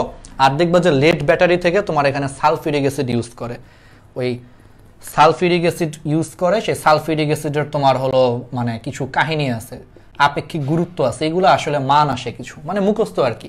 একবার রিডিং দিবা, একবার রিডিং দিয়ে অবজেক্টিভ সলভ করবা, যদি কোনোটা না পারো সেটা আবার দেখবা, দেখে মুখস্থ করে ফেলবা যে আচ্ছা এই প্রশ্নগুলো আসে, ব্যাস তাইলেই হবে। এগুলোর থেকে বেশি প্যারা নেওয়ার কিছু নাই। তো তোমার এই ফুয়েল সেল হাবি যাবে এগুলা শেষ। ও আচ্ছা, এগুলো সিলেবাসেই নাই, আচ্ছা তাহলে তো আরও ভালো। ফুয়েল সেল যদি তোমাদের শর্ট সিলেবাসে না থাকে তাহলে এটা আরও ভালো, তাহলে তো আরও ভালো, তাহলে তো এগুলো পড়াও লাগবে না, ঠিক আছে? আচ্ছা আমি এটা দেখি নাই আসলে, আজকের এটা দেখি নাই। ফুয়েল সেল এগুলো যদি তোমার না থাকে তাহলে তো পড়ার দরকার নাই, যদি শর্ট সিলেবাসে না থাকে। আর থাকলেও এগুলো ওইরকম বেসিক কিছু না, একটু মুখস্থ করার জিনিস, তুমি একটু পড়বা। যেমন ধরো এই কলমটা, এখন এই কলমের ভিতরে কি কালি ইউজ করে এটা কি তোমার আমি বুঝাইতে পারবো? এটা মনে রাখতে হবে যে ধরো কলমের ভিতরে তোমার কার্বনের গুঁড়া ইউজ করছে, এটা তো বুঝে রাখার মানে মনে রাখার জিনিস, এটা আমি তো আসলে পড়ায় আর কি করবো, জাস্ট 1-2 পেজ একটু পড়ে ফেলো। কারণ হলো কি, তাহলে আমরা বুঝানোর জিনিসটা একটু টাইম দিতে পারি। আজকের ক্লাসে প্রথম দিকে দেখো এগুলা বুঝানোর জিনিস, এগুলো না বুঝাইলে তুমি পারতা না। কিন্তু এটার ভিতরে মনে করো কার্বন আছে, এটা তুমি নিজে পড়ে নিলেও পারবা। তো এগুলো তো আসলে ক্লাসে পড়িয়ে আসলে টাইম নষ্ট করার মানে হয় না, তাই না? এগুলো হলো বেসিক, আর এগুলো সিলেবাসেও নাই অনেকে বলতেছে, তাহলে তো শেষ। আর যদি থাকে তাহলে এই জিনিসগুলো পড়বা। ওকে, তাহলে আজকের ক্লাসটা শেষ হয়েও শেষ হয় নাই। লাস্ট জিনিস, আমরা হলো একটা লটারি করে ফেলি, 1 মিনিট লাগবে, আমি কাগজগুলো নিয়ে আসি, লটারিটা করে আমরা শেষ করে দেই। আর সবাই কিন্তু রিভিউ দিবা, আমি চাই যে সবাই পাক। দেখা যায় যে রিভিউ অনেক কম মানুষ দেয়, যারা দেয় তারাই দেখা যায় যে মোটামুটি প্রাইস পেয়ে যায়। সবাই দেওয়ার চেষ্টা করবা যেন সবাই যেন পাও, ঠিক আছে? ওকে, আর আমাদের কোর্সের ব্যাপারটা মাথায় রাখো, যদি কেউ ভর্তি হতে চাও অবশ্যই ভর্তি হতে পারো। আর কারো যদি কোনো প্রবলেম থাকে, ফাইন্যান্সিয়ালি যদি কোনো প্রবলেম থাকে, তুমি আমাদের পেজে মেসেজ দাও, আমি সবার জন্য ফ্রি। টাকার জন্য আমি চাই না যে কারো পড়াশোনা আটকে থাকুক, বাট তুমি উপযুক্ত প্রমাণ দাও, একটু সত্য কথা বলো, আমি এটা কেন করি আসলে তোমরাও বুঝবা। অনেক স্টুডেন্ট আছে দেখবা, তোমাদেরই ফ্রেন্ড আছে, বাসায় আল্লাহ দিল ওর কোনো সমস্যা নাই, তারপরেও দেখবে একটা টিচারের বেতন ধরো 2000 টাকা, দেখবা যে ইচ্ছা করে ও 1000 টাকা আনতে চাচ্ছে। অনেকে থাকে এরকম, দেখবা দুই একজন হয়তো থাকে এরকম, তোমাদের ফ্রেন্ডরাই দেখবা, তোমাদের ফ্রেন্ড সার্কেলে আছে, ওদের জন্যই খালি সমস্যাটা হয় যে পোলাপাইন দেখা যায় 500 টাকা 1000 টাকা বাঁচানোর জন্য ইচ্ছা করে মিথ্যা কথা বলে। এই জন্য আমরা একটু ক্রস চেক করি। কিন্তু যদি তোমার কারণটা যদি সত্যি কারণ হয় যে আসলে তোমার ফাইন্যান্সিয়াল প্রবলেমের কারণে তুমি আসলেই করতে পারতেছো না, তো আমি বড়জোর কি করতে পারি, তোমার গার্জিয়ানের সাথে কথা বলতে পারি। যদি সবকিছু ঠিকঠাক থাকে অবশ্যই তুমি আমাদের এখানে অল্প তোমার জন্য একটা ভালো ছাড় দেওয়া হবে, তুমি অল্প টাকাতেই পড়তে পারবা। কিন্তু উপযুক্ত কারণ সহ আমাদেরকে মেসেজ দিও যদি কারো ফাইন্যান্সিয়াল প্রবলেমের কারণে না থাকে। আর যাদের আল্লাহর রহমতে সামর্থ্য আছে তারা অবশ্যই পড়ো, ঠিক আছে? তোমাকে যেহেতু আল্লাহ তাআলা সামর্থ্য দিয়েছে তো তুমি পড়ো আর কি। কিন্তু কেউ মিথ্যা বলো না। আজকে ধরো 500 টাকা বাঁচানোর জন্য ভাইয়ারে ফাঁকি দিলাম, তুমি বড় হয়ে কি করবা? তুমি বড় হয়ে দেখা যাবে যে 5 কোটি টাকা, ধরো তুমি একটা সরকারি কর্মকর্তা, তুমি সেই আজকে তুমি ভাইয়ারে 500 টাকার জন্য মিথ্যা বলছো, তুমি বড় হয়ে 5 কোটি টাকার জন্য তুমি দেশবাসীর কাছে মিথ্যা কথা বলবা, তাহলে কি হইলো? এখন থেকেই আমাদের চরিত্র গঠন করতে হবে। একেবারে খুব বিপদে না পড়লে, মানে আমি সত্যি কথা বলি, ধরো তোমার জীবন চলে যাচ্ছে, এইরকম সিচুয়েশনে না পড়লে কখনো মিথ্যা বলো না। জীবন ধরো তুমি একবারে শেষ হয়ে যাবা সত্যি বললে, তোমার খুন করে ফেলবে, সেই ক্ষেত্রে তুমি মিথ্যা বললে আমি ভাববো যে না ঠিক আছে এখন প্রাণ বাঁচানোর জন্য বলছো। বাট আমার কাছে তো আর প্রাণ বাঁচানোর জন্য না, একটু সত্যি কথা বলার চেষ্টা করো। কারণ আজকে তুমি যদি 500 টাকার জন্য মিথ্যা বলো, কালকে তুমি 5 কোটি টাকার জন্য বা 50 কোটি টাকার জন্য আরো বড় বড় মিথ্যা বলবা, বড় বড় খারাপ কাজ করবা, তাই না? তাহলে তো এটা সবার জন্য সমস্যা, ঠিক আছে? শিক্ষাটা খুবই ভালো, শিক্ষাটা খুবই ভালো, বাট সেটা হলো প্রয়োগের উপর নির্ভর করে। আজকে একটা কথা বলি, আজকে সারাদিন কোনো মোটিভেশন কথা বলি না, যাওয়ার আগে 1 মিনিট বলি। ধরো দুইজন মানুষ, একজন মানুষকে মনে করো একজন একটু ভালো মানুষ, আরেকজন মনে করো খারাপ মানুষ, ক্রিমিনাল টাইপ, মানে খুনি টাইপের। ধরো দুইজনকেই আমি শিখাইলাম কিভাবে তোমার বোমা বানাইতে হয়, কথার কথা আমি দুইজনকেই শিখাইলাম যে এইভাবে আমরা বোমা বানাইতে পারি। তাহলে যে ভালো মানুষ সে চিন্তা করবে যে আচ্ছা বোমাটা এইভাবে বানানো যায়, তাহলে সে ভাববে কি তাহলে এই কাজটা করলে বোমাটাকে আমি নষ্ট করতে পারবো, সে তখন মানুষের জীবন বাঁচানোর জন্য চিন্তা করবে। আর যে খুনি টাইপের ক্রিমিনাল, ও চাবে কি আচ্ছা আমি তো বোমা বানানোর কৌশল জানি, তাহলে আরো শক্তিশালী বোমা কেমনে বানায় মানুষ বেশি মারা যায়, সেই চিন্তা কিন্তু ওর মাথায় থাকবে। তো খেয়াল করছো, দুইজনেরই কিন্তু শিক্ষা সেম, একই জিনিস শিখছে। একজন চিন্তা করতেছে ভালো মানুষ চিন্তা করতেছে কিভাবে মানুষের উপকার করা যায়, আর একজন সন্ত্রাসী চিন্তা করতেছে আরো শক্তিশালী বোমা বানায় আরো কেন মানুষ মারা যায়। ব্যাপারটা এরকম। শিক্ষার আসলে দোষ নাই, দোষটা আসলে আমাদের। আমরা শিক্ষাগুলোরে খারাপ কাজ ইউজ করি। দেখবো অনেক শিক্ষিত মানুষ এক কলমের খোঁচায় দেখবে কোটি কোটি টাকা দুর্নীতি করতেছে, ঠিক আছে? সে সে জানে কিভাবে ফাঁকি দিতে হয় এবং সেই জন্য কাজে লাগাচ্ছে। আরেকজন মনে করো সৎ মানুষ, সে দেখবে উল্টা ওই কাজগুলোরে আটকাচ্ছে, সেও জানে যে কিভাবে ফাঁকি দিতে হয়, সে দেখবে যে ওই জিনিসগুলোরে আটকাচ্ছে যেন কেউ ফাঁকি দিতে না পারে। এটাই হলো পার্থক্য, দুজনেই কিন্তু সমান শিক্ষিত, বুঝছো? এই জন্য সবসময় শিক্ষাটাকে আমরা ভালো কাজে ইউজ করব। মিথ্যা বলে লাভ কি? 2-4-500 টাকার জন্য কেউ মিথ্যা বলো না। যাদের আসলেই দরকার তারা নক দিয়েও উপযুক্ত প্রমাণ সহ অবশ্যই একটা ব্যবস্থা হবে। আর যারা পড়তে চাও অবশ্যই আমার কাছে এখানে পড়তে পারো, আরও অনেক মোটিভেশনাল কথা হবে ক্লাসগুলাতে। আর আমাদের ফ্রি ক্লাসও মোটামুটি চলবে, বাট ফ্রি ক্লাসে হয়তো বা আমি 100% তোমাদেরকে গাইডলাইন করতে পারবো না, এটা বুঝতেই পারতেছো আসলে, কারণ এটা অনেক কষ্ট করো আসলে। 2-2.5 ঘন্টা ক্লাস নেওয়া যায়, আমি অনেকদিন যতটুকু পারি সর্বোচ্চটা দিব, তারপর এটার কোনো গ্যারান্টি আসলে আমি দিতে পারছি না। যাই হোক, আগামীকাল কোনো ক্লাস হবে না, তাহলে আমরা একটু একটা কাজ করি, তাহলে আমরা আগামীকাল একটা কাজ করি, আগে ফার্স্টে হলো আমরা লটারি করি, দেন আমরা হলো আগামীকালই করবো। তাহলে 1 মিনিট ওয়েট করে আমি জাস্ট খালি কাগজটা নিয়ে আসি, ঠিক আছে?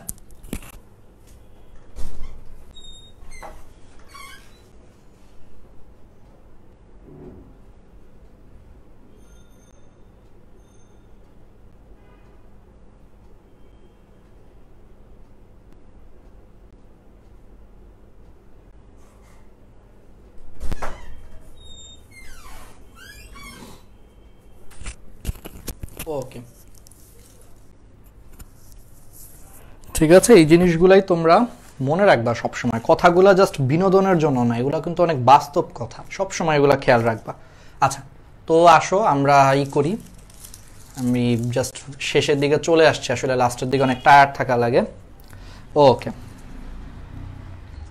আজকে যে লাইভে জিতেছে আজকে একটা নতুন মানুষ, উম্মে মুকাররম, ঠিক আছে?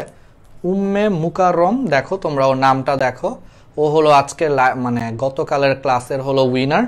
তো সবাইকে হলো উম্মে মুকাররমকে হলো অনেক অভিনন্দন পুরস্কার জেতার জন্য।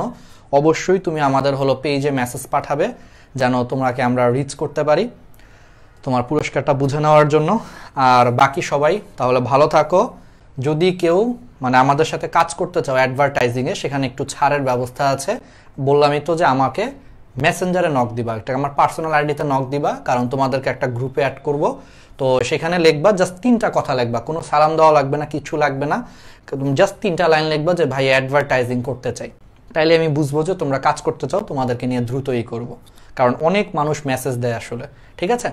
আর ভর্তি হতে চাইলে অবশ্যই ভর্তি হতে পারো, লিঙ্ক উপরে দেওয়া আছে, ডেসক্রিপশনে দেওয়া আছে লাইভে, অথবা আমাদের পেজে মেসেজ পাঠাইতে পারো।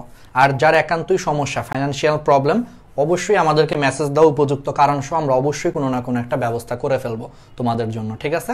ওকে, তো সবাই ভালো থাকো, সবাই সুস্থ থাকো। আমরা ইনশাল্লাহ আবার তোমাদের সাথে কথা হবে, দেখা হবে। আর আগামীকাল কিন্তু আপাতত ক্লাস হচ্ছে না, আগামীকাল হলো স্পোর্টস ডে, আগামীকাল অফ থাকবে সব কিছু। এরপরে আবার আমরা শুরু করবো এর পরশু দিন থেকে, ঠিক আছে? আসসালামু আলাইকুম, আল্লাহ হাফিজ।